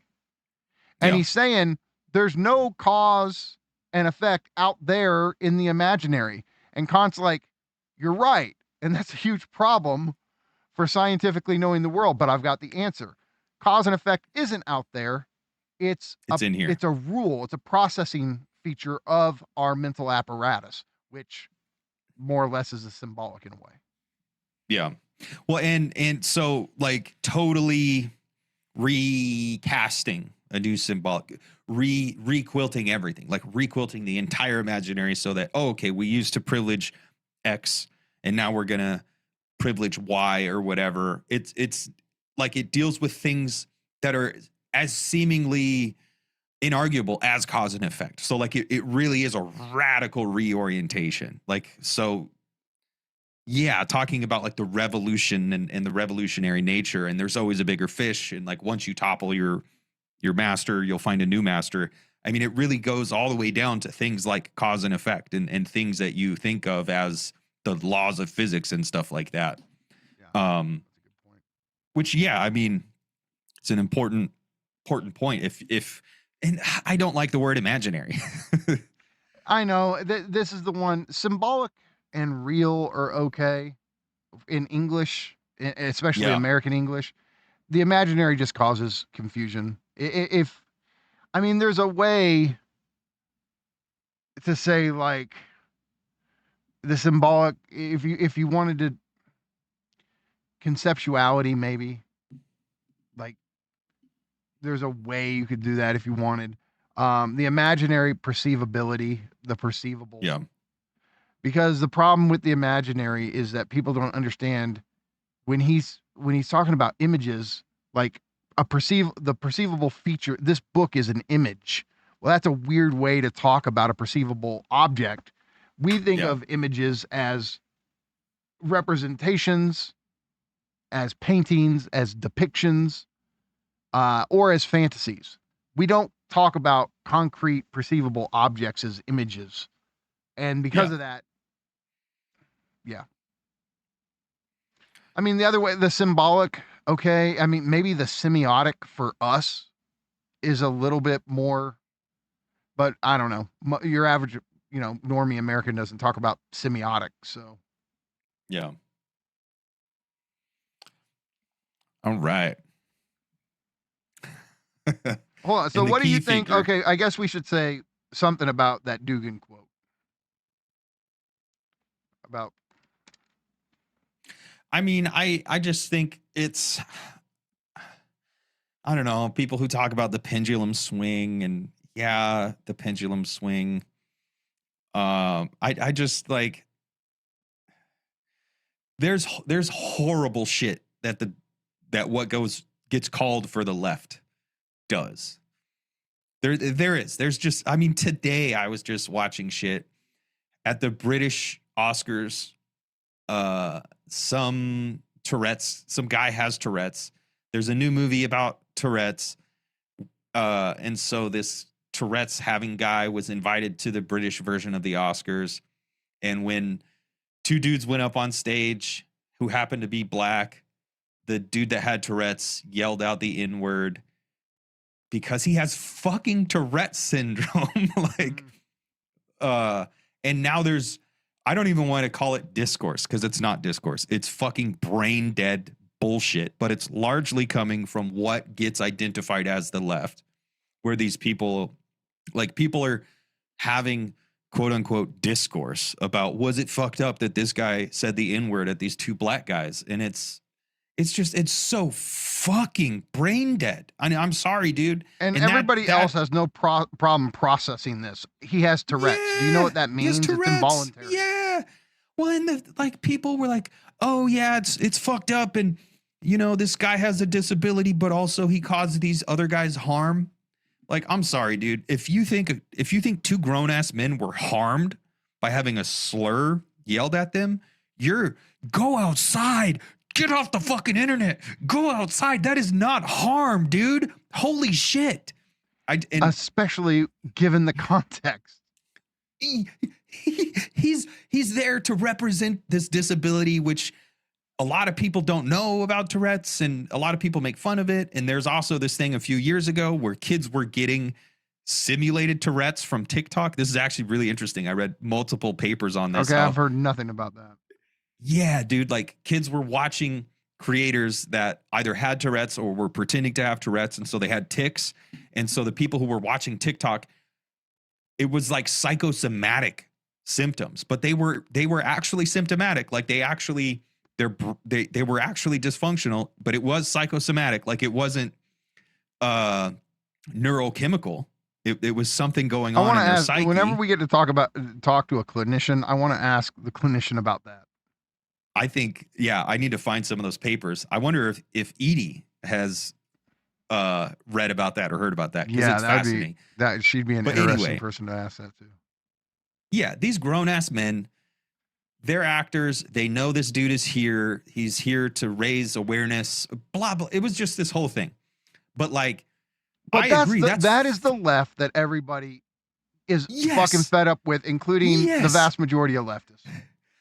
I agree. That's dumb. And it actually hinders emancipatory politics because, we are some kind of leftist. But when we say that, we also get grouped in with these people. I don't want to be associated with them motherfuckers at all. Yeah. This quote unquote discourse about the Tourette's N-word British Oscars scandal, or like the DSA meeting where it was like, okay, guys, let's not clap. Hey, don't call us guys. Did you just assume my gender? Like that. Like, I agree. The left, or the quote unquote, the left is fucking bonkers, bananas, brain dead, batshit stupid.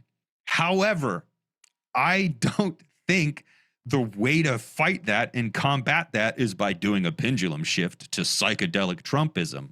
That's even more asinine. That's just as brain dead, dude. Come the fuck on, dude. I don't see how this is. I'm sorry, Kierkegaard. I don't think this is actually an either or. To quote Slavoj, I want a third pill.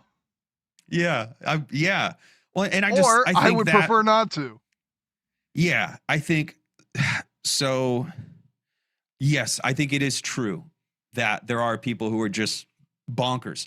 I know that it's true that like culturally and at the level of quote unquote discourse and in like cultural products and media back and forth, the left had a moment, right? What woke was big, Me Too, cancel culture, blah, blah, blah, all this stuff. But that was just a simulation. Materially, the left didn't make any fucking gains in real life. So like, if you're just going to complain about culture, if you're just going to complain about woke movies and woke commercials and stuff like that, you're not doing politics. So like getting all worked up in a furor. I think of the channel Geeks and Gamers. Like it's just the that's all it is. Yeah. And it's just some woke stuff in Disney Marvel and I pooped in my diaper and mommy's not here to change it for me anymore. Get the fuck out of here. That's not politics. But so making this whole thing where you're talking about, you know, the psychotic left or whatever, this frozen liberal imaginary, like that's already a simulation. That's not modernity. That's post-modernity. I mean, that's not the imaginary anyway, but I mean, no, yeah. But, I'm like, what I keep having to like, oh yeah, that's Dugin's definition of the imaginary. Like, yeah. So like it's very compelling. It's very compelling for the average everyday person who's going on about their daily life and they're realizing that their material conditions are getting worse. The cost of living is going up. Wages are stagnating. They don't have access to healthcare. They don't have access to nutrition. They don't have access to education. Like their life is getting worse. And also when they turn on the TV, all they have to see are objectively shitty movies like Marvel and Disney. Like, and it's not because they went woke.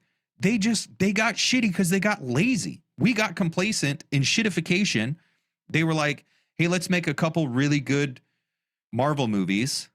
And then we can kind of half-ass it. But then you have the ones who are, you're sexist if you don't like She-Hulk. Well, I'm sorry, She-Hulk sucked ass compared to Guardians of the Galaxy. I mean, sure. Sorry. And I'm also like, not everything has to be for everybody. And because Disney and Marvel, like their model is make it for as many people as you can, they have to dumb it down and they have to shitify it. They have to make it appeal to the widest range. It thrives on, did you like She-Hulk or did you not? Like this is some measure of your integrity as a human. And look, I love all kinds of dumb fucking movies from the 80s. So if somebody likes She-Hulk for whatever dumb reasons, it's like, okay, fine. Yeah. You know, it's not my cup of tea. But yeah, like this kind of just, oh, this is politics, disagreeing about She-Hulk. And it's like, no, this isn't. This is simulated. Read fucking Baudrillard. Sorry. This is the simulation of politics. Nothing political is actually occurring here. Like, but to political go did with, not I guess, take place in She-Hulk. Exactly.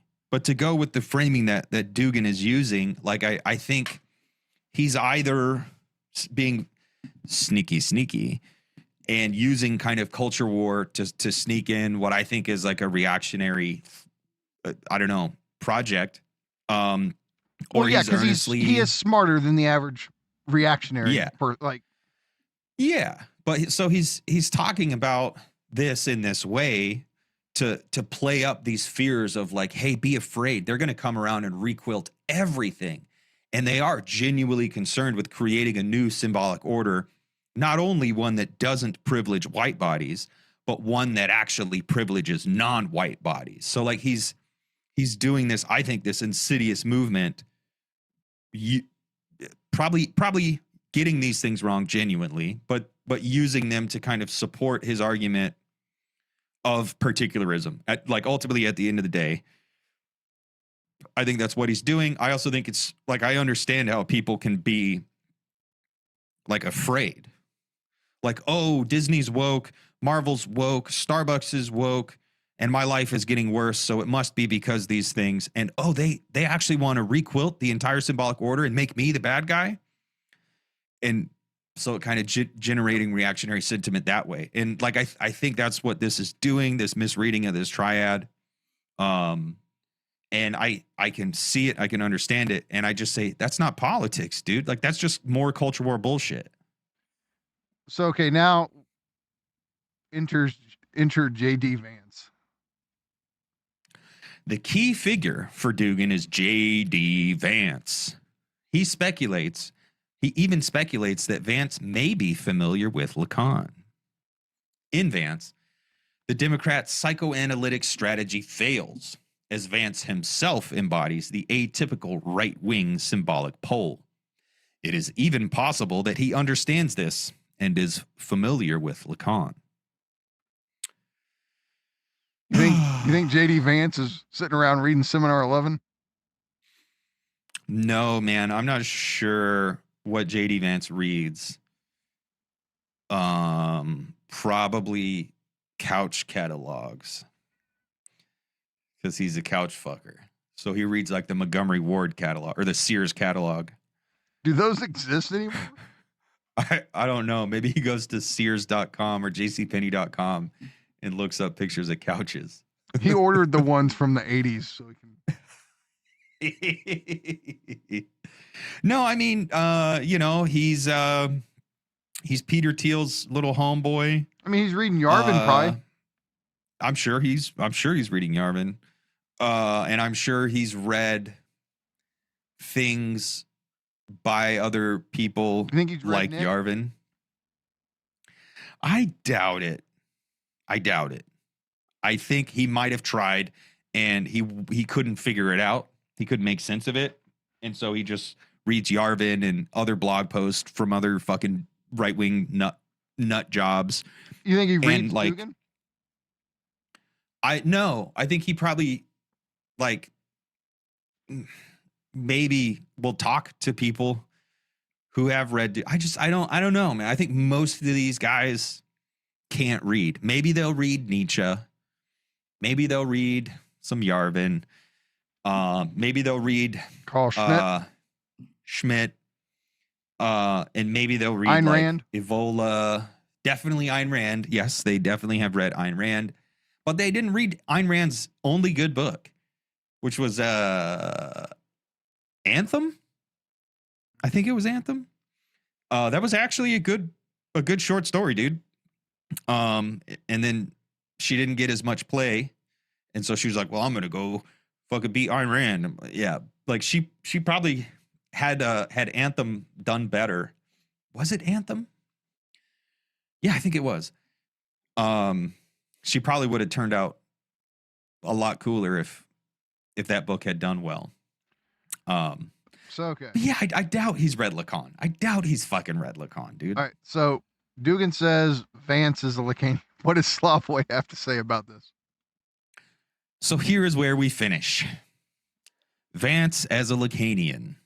The underlying political vision of Dugin, which sustains such madness, is not just a project of European nationalists and traditional Muslims working together against global liberalism, but also a project of left and right working together against the liberal center.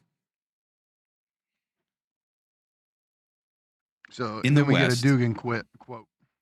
Yep. In the West, there are both excellent right-wing and very respectable left-wing figures.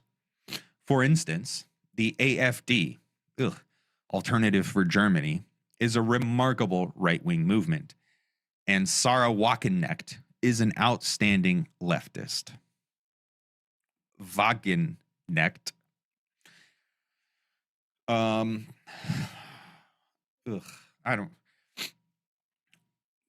Let's see where Slavoj But goes this- with it. Yeah, but the split is not only between the honest, true anti-globalist left and the globalist left. There is a homologous split on the right between true anti-globalist right and the right which willingly participates in the globalist liberal game. There are Dugin says There are European far-right individuals who join forces with Nazis from the Azov battalion to fight against us, Russia. These far-right individuals conveniently ignore the fact that Zelensky is a Jewish liberal clown, a drug addict, and a pervert. How can these people be considered right-wing? They are merely service dogs on the liberal NATO leash. And Slavoj says back, We learn a lot from this passage with a clear anti-Semitic sting. NATO is not a right-wing organization, but a liberal military union opposed by all true right-wingers. I am tempted to agree with this claim, with some reservations. The basic implication of these lines is clear: the utter demonization of European liberalism. and Dugin says, There are no good liberals. All liberals are aligned with the world government and Western hegemony. Anyone on their side is an absolute enemy of both true right-wing and true left-wing people. This is because capitalism is pure evil and must be destroyed from both the right and the left simultaneously. well, he just lost Nick. Yep. So I don't know. I like in their discussion, because obviously Nick and Dugin had a conversation. And if I remember correctly, there's a point where this whole thing gets brought up. And it's like Nick, I think, kind of is like, yeah, I'm fine with the type of liberalism he wants to defend. I'm fine with liberalism only, existing in the Anglo world. And I think Dugin kind of is like, yeah, okay, cool then. But Yeah.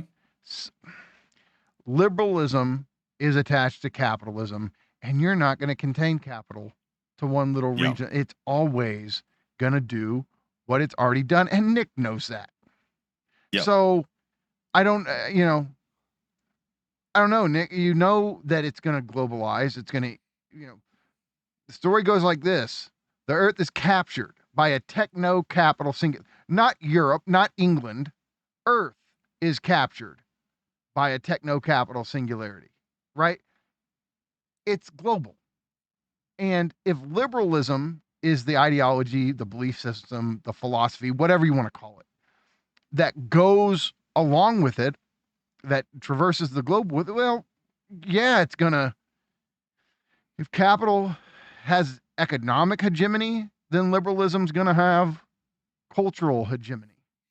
Yeah. And I don't see, of course, there's this possibility that Slavoj talks about, like with China, capitalism with Asian values, and which is like capitalism, but with a more authoritarian, non-liberal. Okay, fine. Will that win out? I don't know. Maybe.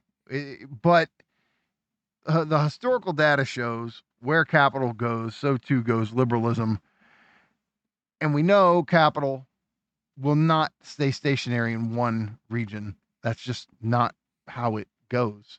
So, yeah, I don't, this idea, oh, well, yeah, if liberalism should just stay in its place, it's not meant to stay in its place. Its structural impulse is to globalize. Yeah. Overcode.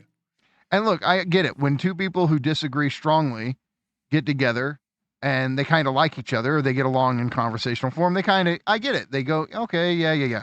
Right. But at the level of theory, not, meaningful discourse between one another, there's a strong incompatibility between Land and Dugin. Yeah. So yeah, what do you think? I mean, I think there are no good liberals. Well, he just won Dugin over.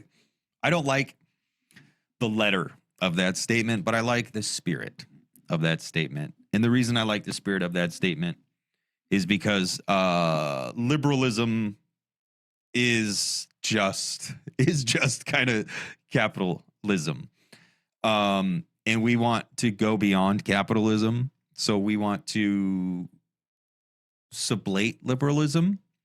So I would not say there are no good liberals, because there are no good X. I think it's an absurd statement, especially when you're talking about people. When the X is being used to categorize or identify people, I think that's an absurd thing to say. But I would say, yeah, liberalism is not good. Liberalism is not where we want to end up. Liberalism is where we're starting from. And again, we and can't. It never backslide. produces what We it claims can't- to do.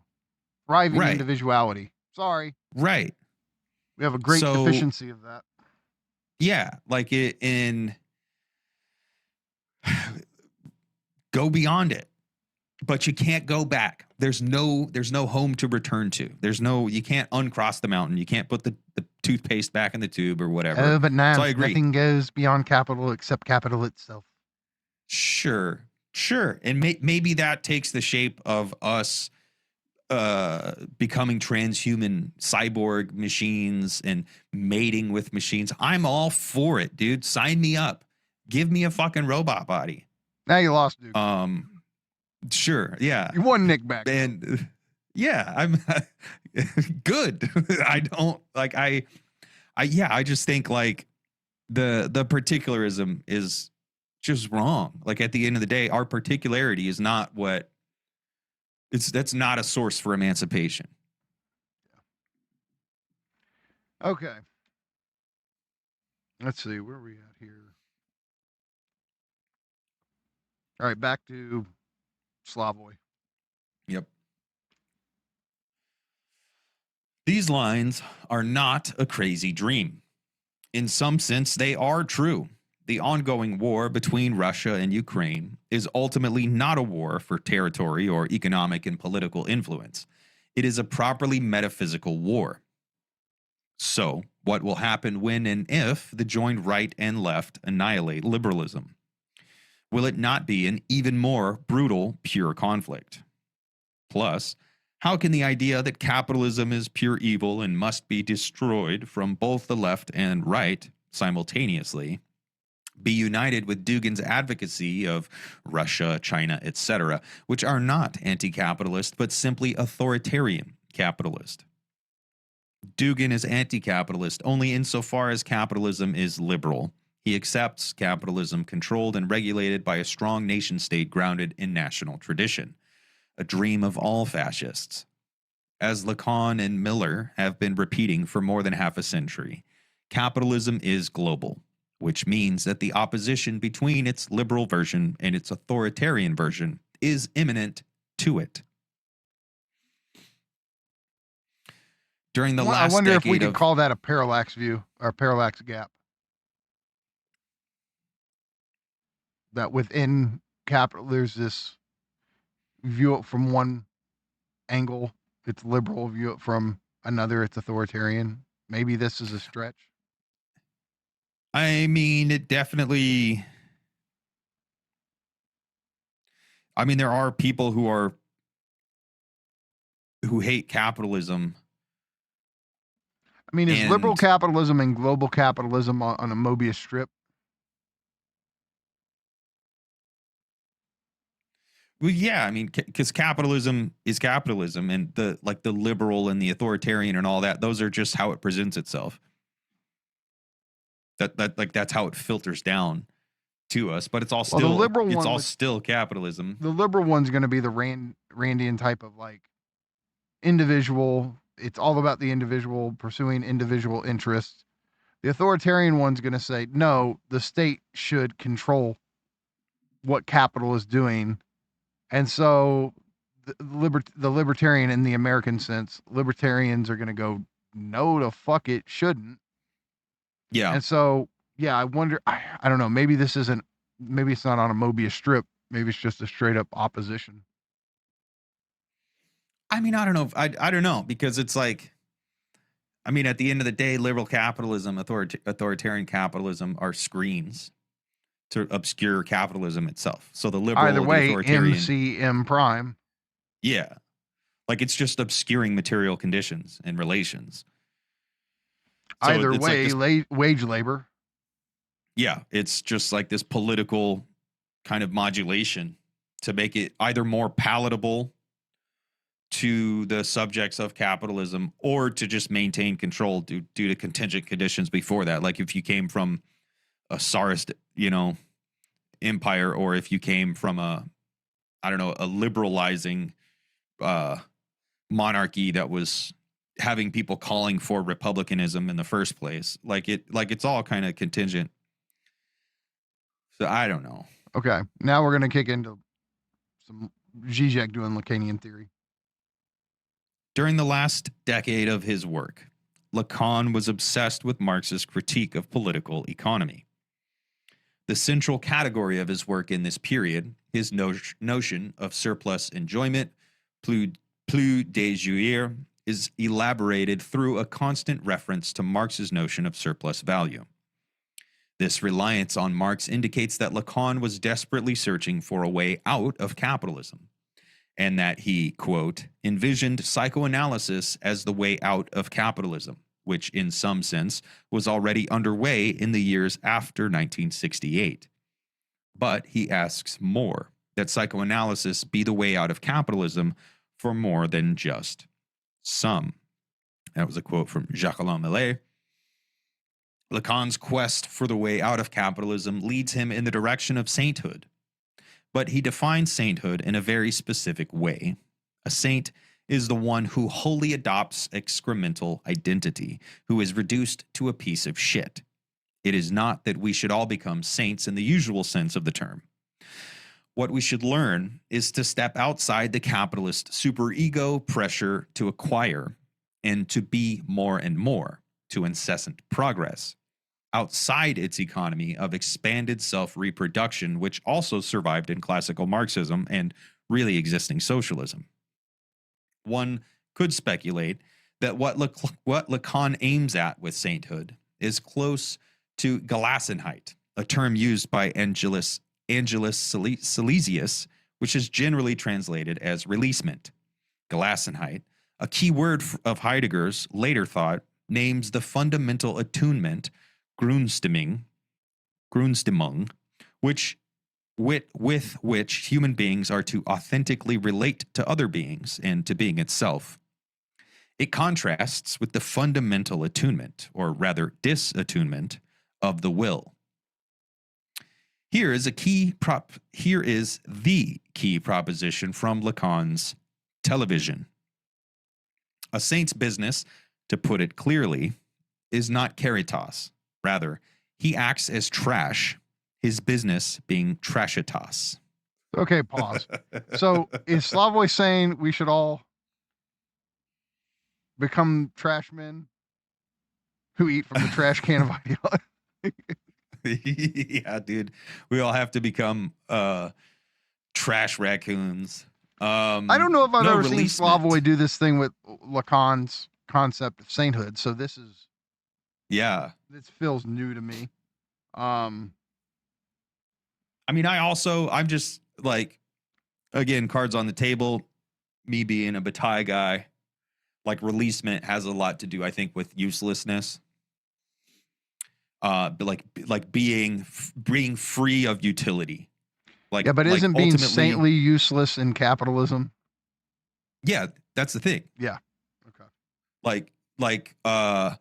Like being free from this commandment to accrue, to accumulate, to acquire, to be more and more. Like that's all utility. Ultimately, that's all tied up with utility. You're trying to store utility, exchange value, utility, use value, exchange value, sign value. Like you're trying to get the most value. And when you're freed up from that, like you're free to go hang out in the trash where all the detritus is and all the waste and the offings and the scraps. Let's be honest. I mean, this is why the Pharisees were skeptical of Christ, is look who he was hanging around with. Yeah. Pieces of trash, pieces of shit. Mary Magdalene, little fishermen. Like, why are you hanging around? Gautama also gave up all his riches to go live under a banyan tree. Right. So, I think in capitalism that would be called a loser. Yeah. Let's be honest. the freedom from utility, the freedom from the pressure to acquire and to be more and more, to incessant progress, all of that. Like I think, yeah, I love it, dude. Be the shit. Well, I mean, look, is there not a weird way? You and I know exactly what job in America, under American capitalism, is the shit position, the janitor. Yeah. Ought we to all become janitors? I mean, I cleaned toilets for years, and it although it was a horrible job, someone's got to do it. But it was also it was cool, man, because people left me alone, and I got to listen to my audiobooks and my podcasts. And it's like, no, let's identify with that which capitalism deems to be the biggest loser. Yeah. And it's like, so why exactly is it like they're doing the work nobody wants to do? Like you say, that has to get done, but they're the biggest loser. Like, I'm not joking. I almost feel like most people, if they were honest with how they feel about it, they'd say like the drug addict is not as big of a loser as the janitor, or like whoever they like, because they're gonna, this mindset, they're gonna differentiate between who they think is the worst type of citizen. But yeah, because then they'll say it like, at least the drug addict has freedom, and the janitor is cucked to the system.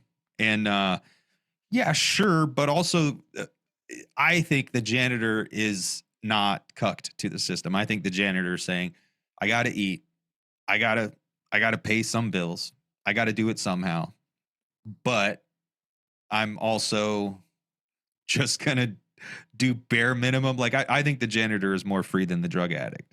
The janitor. Yeah. And I mean, I wonder, is Mr. Hanky the Christmas poo? Yeah, I wonder if he's a radical figure that we can, somebody go make a meme about Mr. Hanky being radical. Well, doesn't he, like Santa before him, believe that people should get shit without paying for it? Yeah. Piece of shit. But no, okay, the I saint, like it. the saint for Lacan is the piece of shit, the excremental waste, the useless, and precisely because of that, it's the figure of the anti-capitalist par excellence. Yeah, and okay. Like I said, I like it, man. I think the future, the human future, will only ever be found among the detritus and the scraps and the offal and the castings away. Yeah. Because we need to break free of utility, like the tyranny of utility. But we also, we can't be ridiculous children, and we have to understand like utility we'll never escape utility. We just need to be free from the tyranny of it. But here is Francois Reynaud's commentary on this proposition. Here begins the paradox, for in common image, a saint does indeed charity. Lacan suggests that it is precisely this charity that the saint gets rid of. The saint discharges himself of the burden of charity. And in this way, trashity is a condensation of trash and charity, and, I add, begins like décharge, the loaded term that it is. Okay, so we have a new Lacanian neologism that I've never heard before.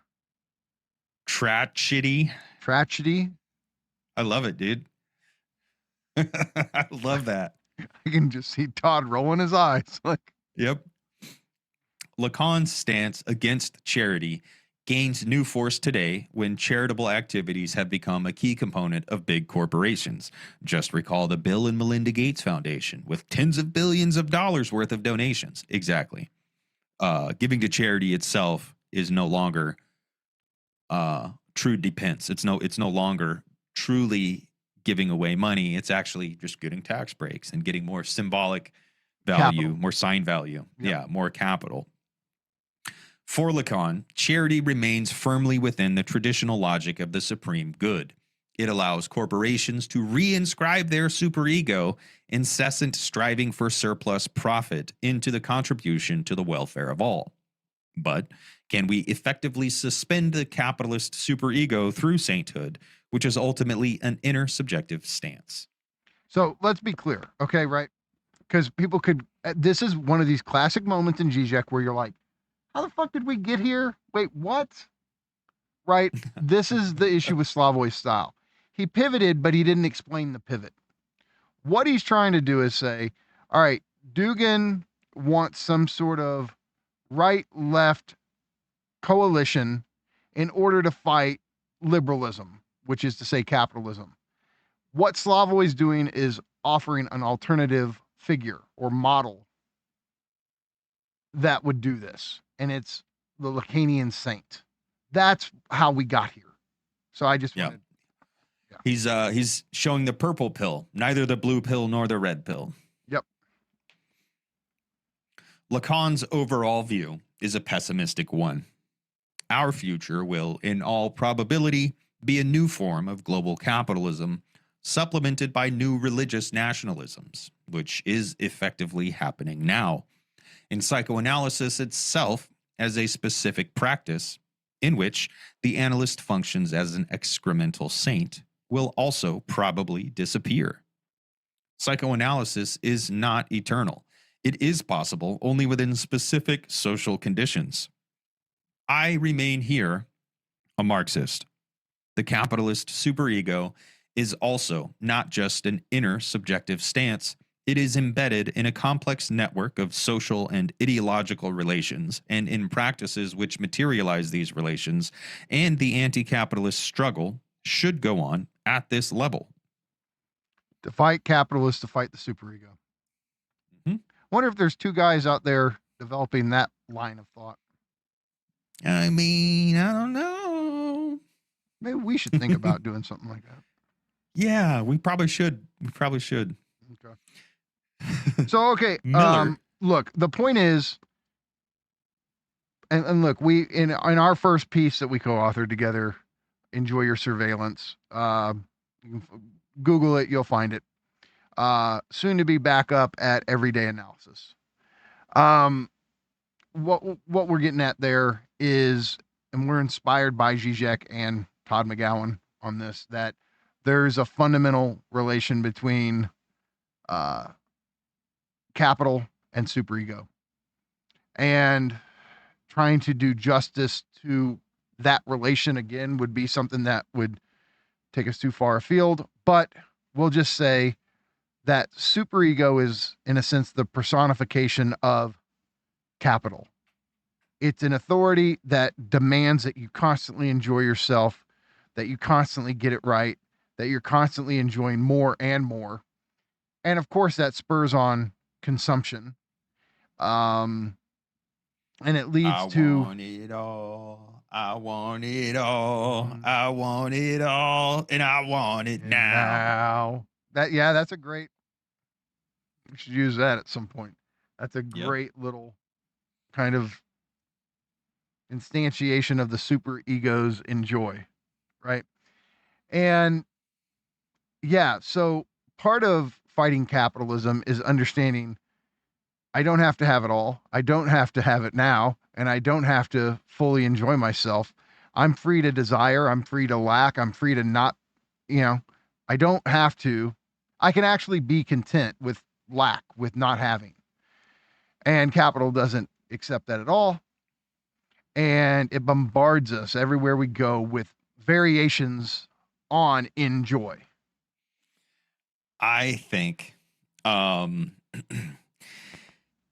the viral hatred of Karens has a lot to do with superego, and I'm not endorsing Karens by any means. We all know what Karens are: the meme, the old white, or the not old, but the upper middle-aged white lady with the bad hair, and the Walmart clothes on, who calls the cops on the black people because there's black people at the park. Like, No, Karens are bitches. Karens suck.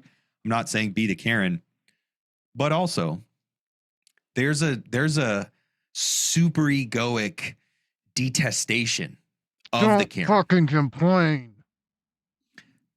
The Karen maybe not be a Karen at level 11, but maybe also it's okay to be a Karen at level 2 sometimes. Maybe it's okay to complain. Maybe it's okay to say, I don't like this. And I think that's why it became so viral and why it became so normalized for people to just hate Karens. Because there was like this super ego, like it's like that's illegal. And Capital was like, you know, sicking the hounds on the Karens because A negativized version of the enjoy is do not complain. yeah, absolutely. And what are Karens doing? They're complaining. And so Capital has to, you know, the super ego, we have to hate Karens. And look, I'm not saying I like Karens. I understand that there's a lot of dumb old white ladies who just do dumb old white lady shit. However, And it's fair to say there's certain things that aren't worth complaining about. Oh, for sure. And I look, man, I'm also I think people who can't go with the flow, you can't get in where you fit in, you can't bite your tongue, or you can't remove yourself from the situation or whatever. I think you're lacking in like spiritual fortitude. Because it's like it's your responsibility to manage yourself, homie. Don't blow up the spot. Don't make it about you. Don't be a bitch. However, sometimes those Karens are not wrong, and sometimes, and I think, yeah, I'm not endorsing Karenhood. However, I am saying maybe the next time you see a Karen, somebody's going to comment Nance loves Karens. Like, I mean, sure. Okay. But no, I think there's definitely some super egoic defense being played against the Karen. all I'll say, look, to add a little bit to the theoretical point. So he says, I remain here a Marxist. The capitalist superego is also not just an inner subjective stance. Okay, it's not just a voice in your head, in your private subjective sphere. It is embedded in a complex network of social and ideological relations and in practices which materialize these relations. That is, it's strewn differentially all across the capitalist economy. You're going to find this injunction to enjoy. Shut up, don't fucking complain, enjoy capitalism. What was that everywhere photo you go? I sent you? Say what? That photo I sent you the other day? Which one? Of the smile you're Can being you show that? Smile you're being surveilled or whatever. Smile, you're on camera. It's not enough that you do the thing, you have to enjoy it as well. Oh shit. Yeah, I can see it kind of. Yeah. You can't see read the smaller print. Smile, you're on camera. Nothing personal. It's just that dang late stage capitalism and its pesky, ever widening divide between the haves and have nots that pits us against one another like dogs fighting for scraps while the ruling class sits back and laughs and laughs and laughs all the way to the bank. Have a nice day. So that was a like warning you're being recorded sign, oddly enough, at the local art museum. And I was like, okay, I'm going to use that in something we write. But even that sign, because I mean, it used to be, you go to fucking 7-Eleven and on the wall outside 7-Eleven, it says this area under audio and video surveillance. But even now, like our signs and our semiotic structures have had to adopt the superego. And it's like, smile, you're on camera. But then it goes even further and it does this like tongue in cheek, very like, sarcastic, very superegoic. Like, it's not our fault that we're recording you. Yes, it is your fault, motherfucker. You're recording us because you don't want us to fuck your shit up. If we fuck your shit up, we're fucking with your, exchange value and we're causing you a liability. And so what the message of the surveillance system itself is enjoy. And this is why Where does a superego originate? It originates in the parent's frustration with the child's fussiness. And what is fussiness? It's complaining. I am not satisfied. I am not happy. I do not like this. I want to be in a different situation. And even if the parent will say, I love you, but you got it, like, Oh, dude. Shut the fuck up, you little shit. That is dude. the origin point of superegoic authority. And on that, so that conversation, or the conversation in Todd's intro to Lacan, the context of Lacan or whatever, Shout the out, final Cadell. session. This was at Philosophy Portal. Philosophy Portal, but the conversation, and specifically like when you were talking about superego and transgression and law and shit like that, yeah, the law is both the big other and the superego. Like it is the this caring social parent that wants thing. to guide you in the proper modes of behavior. It's also the authority that's like, I shouldn't have to fucking teach you shit. Figure it out. Fucking get it fucking right. It's both of those at the same time. And thus the law has a dual nature. The law has a letter and the law has a spirit. And we navigate it and we draw enjoyment sometimes from following the law to a T, and we draw enjoyment sometimes from disobeying the law in a very particular way. But like that, superego, yeah, it's not just this little voice in your head. It's an external thing. And the point is, this injunction to enjoy is dispersed through waitresses and baristas saying enjoy. It's dispersed through the surveillance system, which is saying don't cause any fucking problems for me, have fun and enjoy. Yep. It's omnipresent. So yeah, I mean, now the thing is, Land and CCRU say capital is AI. So what our work does is connect. Okay, Slavoj and Todd and Ljubljana School say capital and superego are intertwined. Land and CCRU say capital and AI are entwined. What you and I are doing is saying how AI and superego are intertwined. Yep. So that's, and how the superego is becoming materialized and actualized, and it's actually concretizing. Yeah. And maybe previously the big other was more material, and I think it probably was. But now that artificial intelligence is becoming once used again in surveillance technology. Yeah, it's becoming, if not the question, then one of the main questions of the day. The superego is becoming more of a material thing than the big other. Yeah. Okay. I think we have time. We can finish this out in one. Yeah. Hell yeah. Yeah, we're almost done. Shit. Where was I? Okay. Miller drew. Yep. Miller drew the opposite conclusion about the social implications of Lacan's theory.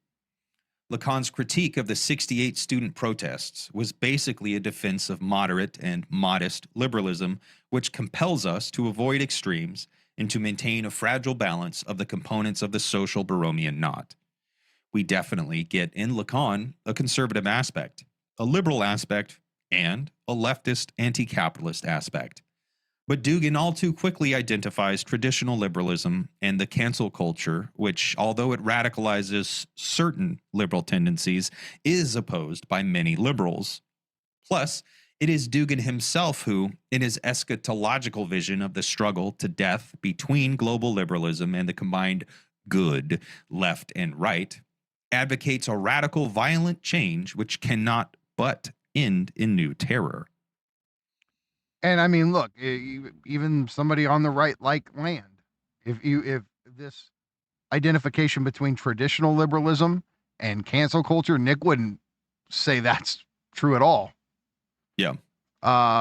He would say that this thing with cancel culture, or the cathedral, the woke religion, is not connected to classic liberalism, which is the economy. primarily. So Yep. no, he for land, like one's religious, one's economic. Yep. And you can't identify these two things. So, and I mean, I think the vast majority of people who are like pro-classic liberalism would totally disagree with this idea that woke cancel culture is liberalism. Yeah. Well, and that's what makes it stupid. Like the word liberal is stupid too. What do you mean liberal in the American You mean sense? Adam Smith? Yeah. Like, do you mean liberal proper, or do you mean what Americans think when you say the word liberal? Because Adam Smith and Bill Clinton are not the same. Right. Well, yeah. And Adam Smith and Kamala Harris. Not the same thing. Bill Clinton and Kamala Harris. I mean, they're similar. Yeah, I should go further with it than Clinton, but even there, it's just like, yeah. You know. All right. So, where do I stand here? I define myself as a moderately conservative communist. A communist because it seems obvious to me that only a radical social change will enable us to cope with the mortal threats to our survival, the environmental changes, AI controlling our lives, new social disturbances. Conservative because if one follows Walter Benjamin, insofar as revolutions in the linear evolutionary sense mean big victories which leave devastation in their wake, British colonization of India pushed India toward modernity, but left behind millions of dead, etc. We should not be afraid to say that the Benjaminian revolution would be the ultimate counter-revolution, the return and revenge of all the discarded and disposable against the terrible price of progress. Moderate, because we should always consider the unintended catastrophic consequences of what we are doing and learn to combine radical measures with steps back. When, in 1922, after winning the Civil War against all odds, the Bolsheviks had to retreat into NEP, or the new economic policy, of allowing a much wider scope of market economy and private property, Lenin wrote a wonderful short text on ascending a high mountain. He uses the simile of a climber who has to retreat back to the valley from his first attempt to reach a new mountain peak in order to describe what a retreat means in a revolutionary process. In other words, how does one retreat without opportunistically betraying one's fidelity to the cause? So, okay, we got to talk about this because this is kind of his core. Like, I think somehow the Lacanian saint is connected to the moderately conservative communists. Is that right? I think saintliness represents a path of resistance to capitalism. Is it also actual resistance? The saint that embodies the one who does not have it all, who does not enjoy. Yeah, well, yeah, like you're freed up from this logic of have it all, have it all, have it all, have it all. Like you've given up on having it all. And if you're moderate, you're okay with not having it all. You're a give and take. Compromise. Yeah, and you're not like it's not doing this radical tendency that maybe the left would do or the right. Like he's positing the saint as this actual resistance to capitalism. That's actual as resistance. The proper disposition, I think. That doesn't take up the left or the right. So it's this middle position or third position or whatever. But radically anti-capitalist. But radically anti-capitalist. And because you assume this new disposition or comportment, then you're free to actually be moderately conservative and communist, as opposed to being a radical leftist or a radical rightist or whatever. Like, so once this third way opens up, then you can actually, I mean, you could be a radical saint. Like he's not saying the saint is necessarily moderate. The saint moment is the negative precursor. Like you need to go through this moment. And then if you want to actively participate in the politics of the world, here's what kind of positive identity can emerge from this negative moment. Exactly. Yeah, there's a negative moment, and then this can emerge. There are other things that could emerge as well, Sure. but he's saying for me that this is what emerges positively for me. So yeah, that's exactly it. Okay. Now, if we look at each one, a communist, okay. So where do I stand here? I define myself as a moderately conservative communist. Let's take them one at a time. A communist, because it seems obvious to me that only a radical social change will enable us to cope with the mortal threats to our survival, the environmental changes, AI controlling our lives, new social disturbances. If that's what it means to be a communist, then I'm a communist. Now, of course, the vast majority of people would not think of that as the definition of communist. No. So is he's still doing his kind of provocateur thing with the word communist? I mean, a bit. At this point, I don't think he's even trying to be provocative. He's done this for so long. He's just kind of saying where as he sees it. But when he says only a radical social change, we have to understand for Slavoj, that's an international restructuring. Yeah. So it's a global, international, new symbolization. Yep. So that is where you could say, the internationalism of communism, it's tapped into that.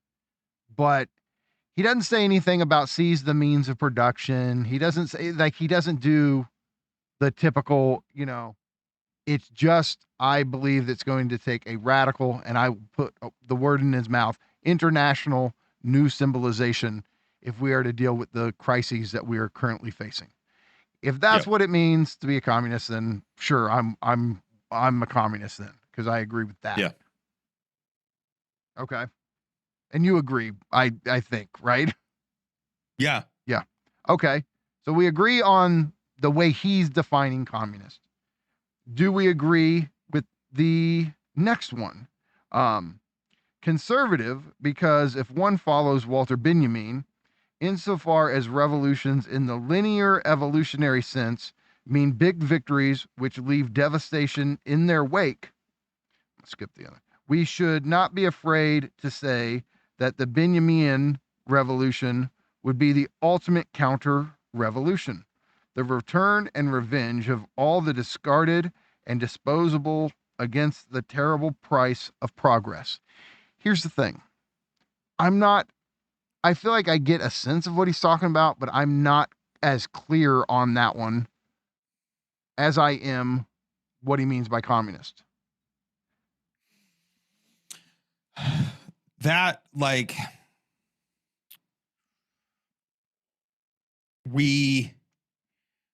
what is it? Like the angel of history, well, it's this whole thing with Benjamin. It's this thing the real revolution will be the one that redeems all of the past failed revolutions. Yeah. So the terrible price of progress, return and revenge of all the discarded and disposable. I think that's just to say, I don't know, you look at fucking Lenin. Look at the Soviet Union. They really did achieve great things, but it came at great cost. Look at, I don't know, other instances of leftist or socialist revolution or whatever. Yeah, the French Revolution, the Jacobins. Yeah, that also came at great cost.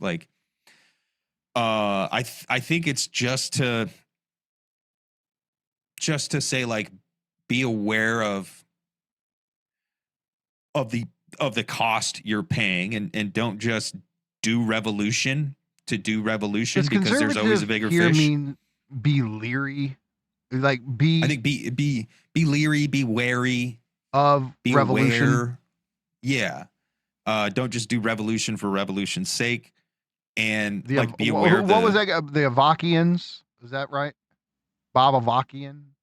Oh yeah, yeah. Avakian. Avakian. Yeah. But no, there's that clip of Slavoj being asked by one of the Avakians, you know, about revolution, and she just, I want revolution, I want it now, I just want it now, like, and he's trying to be like, okay, but there's issues, and what about blah blah blah? No, we just demand it and we want it now. It's like, I think that that's what he's juxtaposing himself to. Yeah.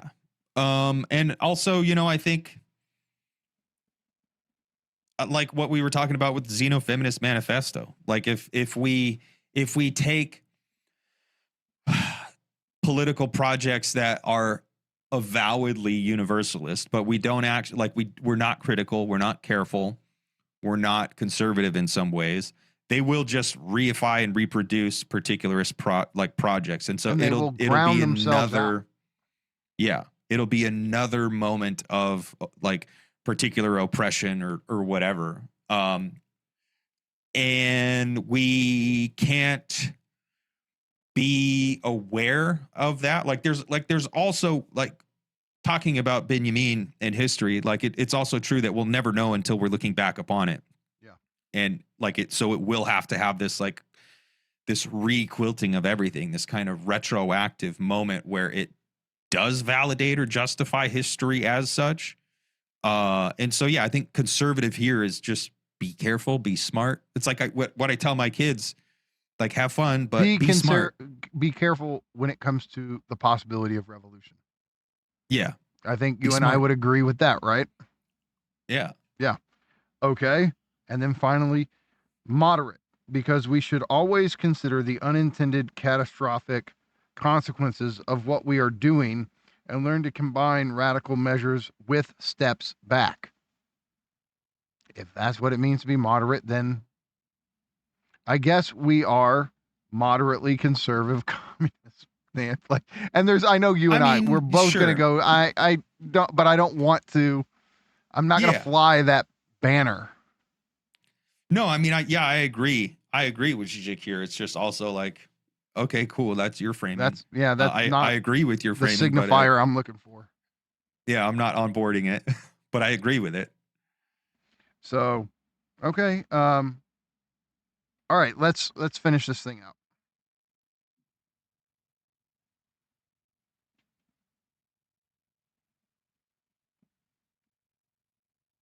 All right.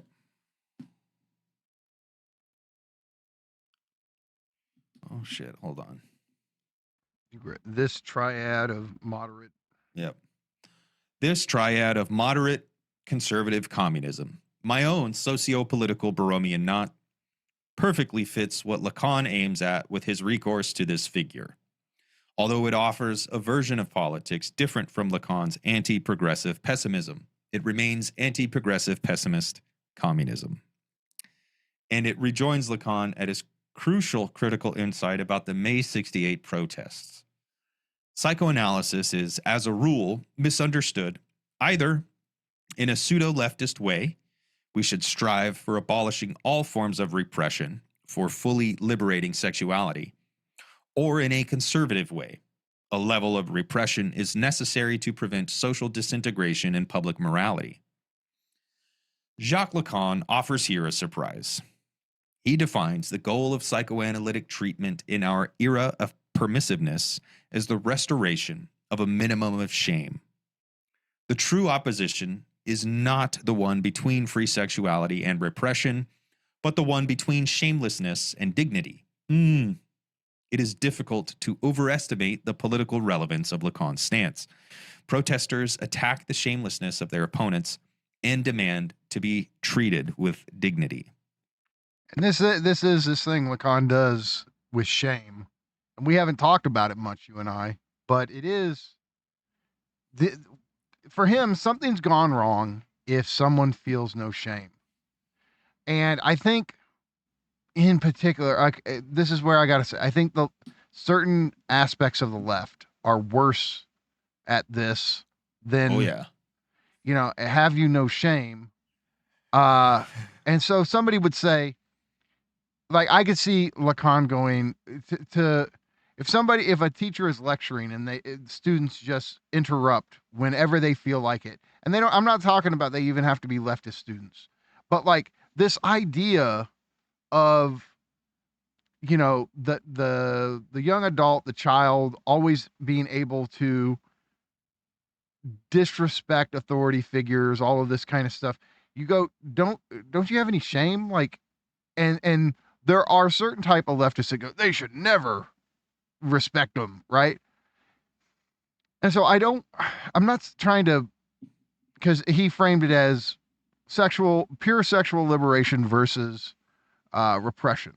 Like, that's not what Lacan's really about either way. He's not championing repression. He's not championing just unbridled sexuality, however you want it. He's championing the ability of the subject to feel shame. And somebody could say, well, okay, hold on, but does repression and shame have a connection, though? I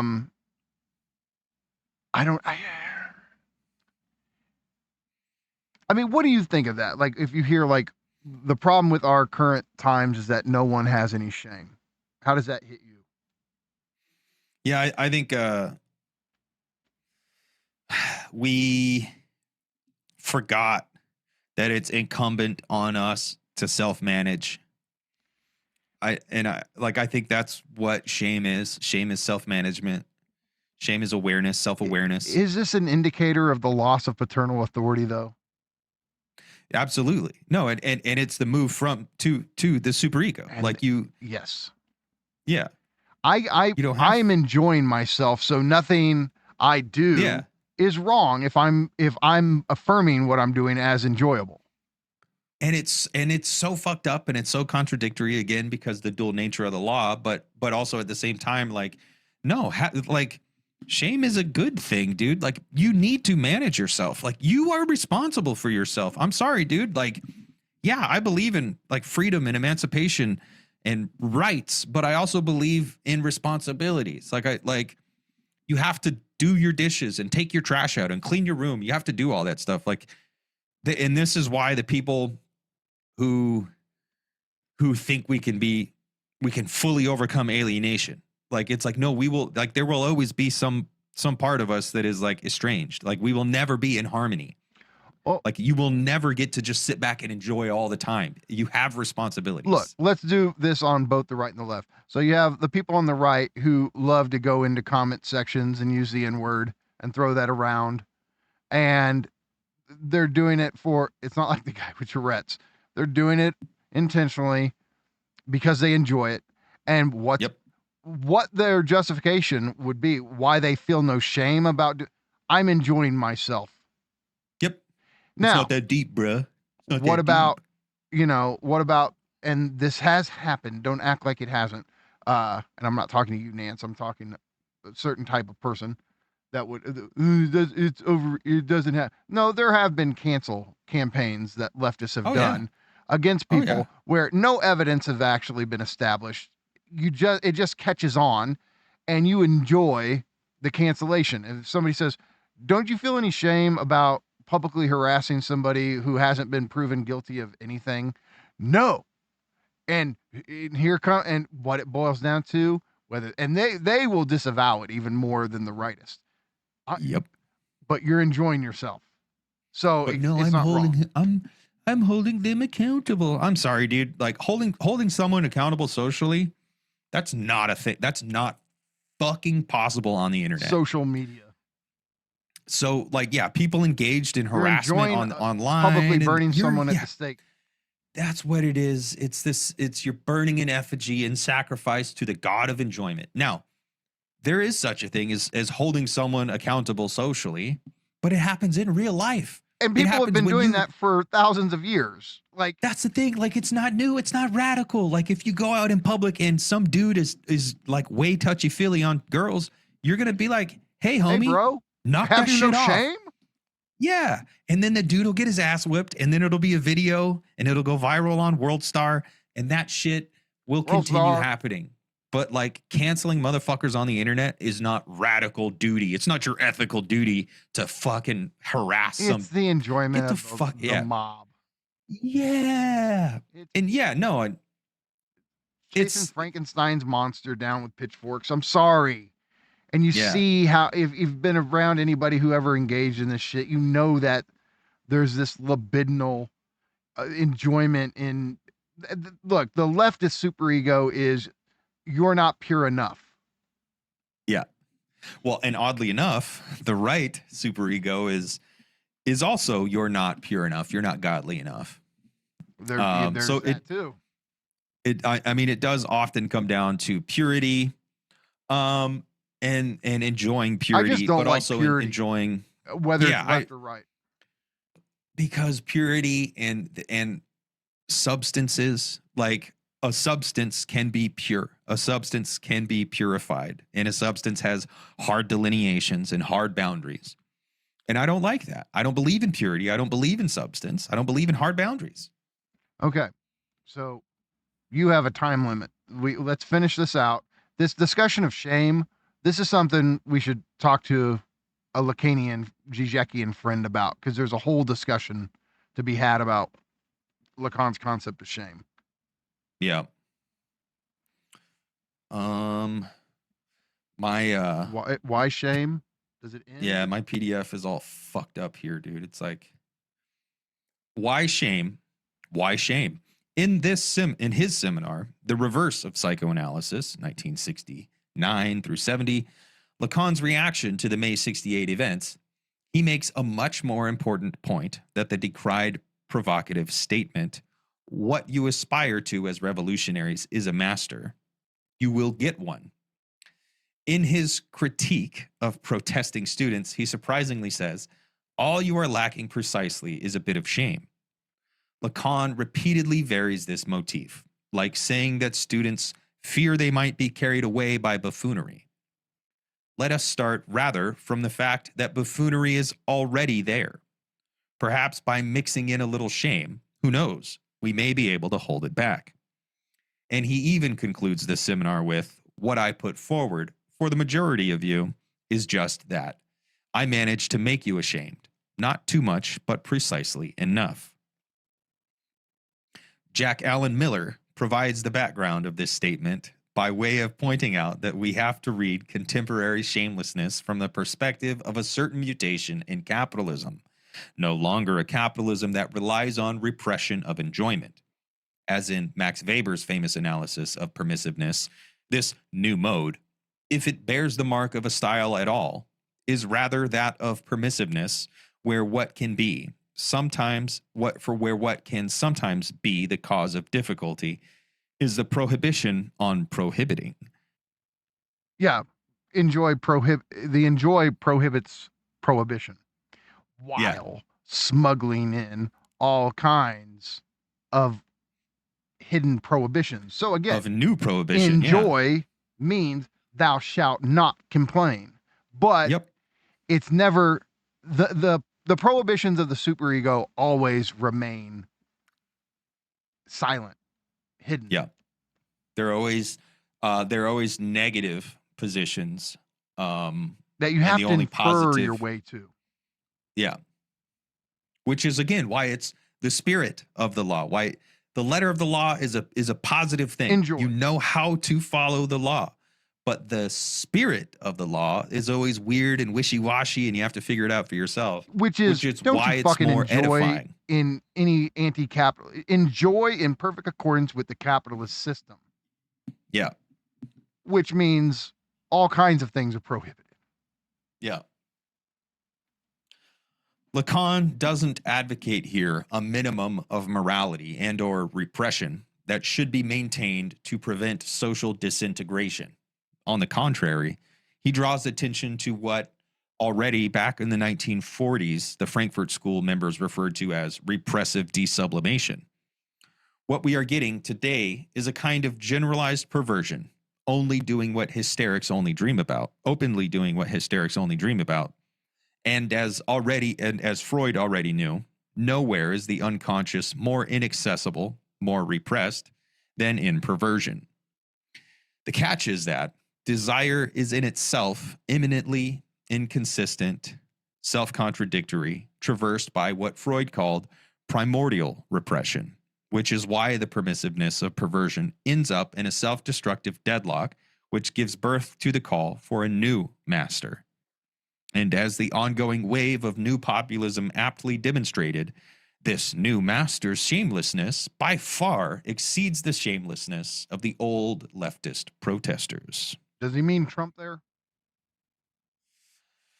No, I think that is Just a generic position, the new master. yeah, like I mean the perverse, I mean the perverse person who is just canceling everybody because, oh, you said a bad word, oh, you did a bad thing, oh, you did this, like that is the new master, or that is trying to obey this new master, and that by far exceeds the shamelessness, because it's the student who has no shame, the student who will stand up on the table in the classroom and accuse the instructor of being whatever. Like that's a type of shamelessness. Like, hey, you're blowing up the spot. You're making this about you. Shut the fuck up, Timmy. Sit down and read your book. And maybe you want to do something, but you hold back. Yeah. Right? That gets us to what he says next, where he's going to define Lacanian shame. One has to be very precise here. Shame is not a defense against too much desire. It is a defense of desire, of the lack that constitutes it, against the excess of its oversaturation, which obliterates it. Which is super. At this level, desire and need can also be correlated as excess and lack. The capitalist excess of useless products necessarily leads to a lack of things one actually needs for survival. And this imbalance is structural. One cannot simply resolve it by way of producing things people really need.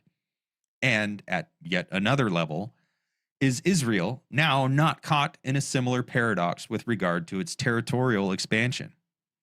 Israel tries to achieve security by way of occupying neighboring territory from where an enemy may attack it, as is now the case with southern Syria.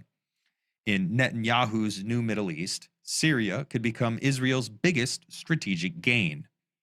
However, the more neighboring territory it occupies, with a view to annex it or at least occupy it indefinitely, the more animosity this occupation triggers, so that Israel will then be forced to occupy even more territory. And as such, such a situation makes one suspicious that the expansion itself is the true goal. So again, the more Israel does to secure its safety, the more it proclaims that its very survival is in danger. And so the superegoic equivalent is the more you enjoy, the more you feel the failure and thus the guilt that you haven't enjoyed enough, which spurs you on to try to enjoy even more, which again leads to another failure, thus more guilt, thus enjoy more, take more, have more. Sounds an awful lot like a positive feedback loop to me. Very much a positive feedback loop, homologous to MCM prime. So shame turns out to be a defense of desire or lack, and not so shame is the disposition most at odds with the superego. Shame is desiring to desire, whereas the superego is the false, object coming in to satisfy your desire, to end your desire. Well, and so desire is not having the thing. It's the pursuit of the thing. Enjoy doesn't mean desire. It means jouissance. It means actually have the thing and have it all. Have it right now. And do not lack ever again, which is impossible for a lacking subject. So we did it. This was Slavoj Žižek's critique of Aleksandr Dugin. I think the second half of this went to some interesting places with the connection between the saint and the moderately conservative communist. I think Slavoj's critique of Dugin's interpretation of the Lacanian registers is, I mean, spot on there. And yeah, I personally disagree with Dugin's reading of Heidegger, but that said, I don't, again, none of this was intended to be disrespectful or anything. It just gets to core contradictions or core disagreements we have with Dugin as a philosopher. Yeah, and trying to draw that all out and clarify it and like understand the the texture and the topology of it all. Like why do I disagree? Like why don't I think Dugin is right? And it kind of comes down to this. I think the take on Heidegger, and not just Heidegger, but like his commitment to the particular. I think he reads Heidegger the way he does because he's committed to the particular. I don't think he's committed to the particular because of his reading of Heidegger. So I think his commitment to the particular comes first. And look, I mean, this is a strange thing, right? We are particular realists. We know that particularity is always going to be part of the human social space, but we would want to champion the universal and the individual. Yeah, not the particular. The particular is not the totality. And I think that's it. So yeah, and then the reading of Lacan, where he wants to, substantialize the real, and almost freeze the like imaginary. Freeze the imaginary, almost invert the real and the symbolic in this way, where it's like, no, the real is the discontinuity, the discongruity. The symbolic is where we try to nevertheless impose the identity. Yeah, and then ultimately the imaginary fail to do is that. Yeah, and the imaginary is this kind of like transcendental space. And look, the reason we can't have A equals A when it comes to our identity is because the real of subjectivity. Yeah. Well, So, I mean, Heidegger or Dugin doesn't have a subject or a negative subject, split subject, whatever. And I think that's always going to be just a fundamental disagreement. I can't get on board with any project that isn't kind of founded. Well, and the thing is, dude, that is the legacy of modernity, is the negative subject.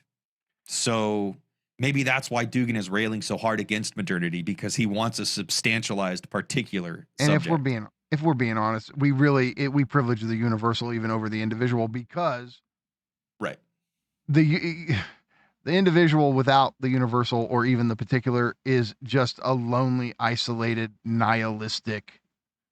Yeah. So, and so it's pure fantasy. Pure fantasy. Yeah.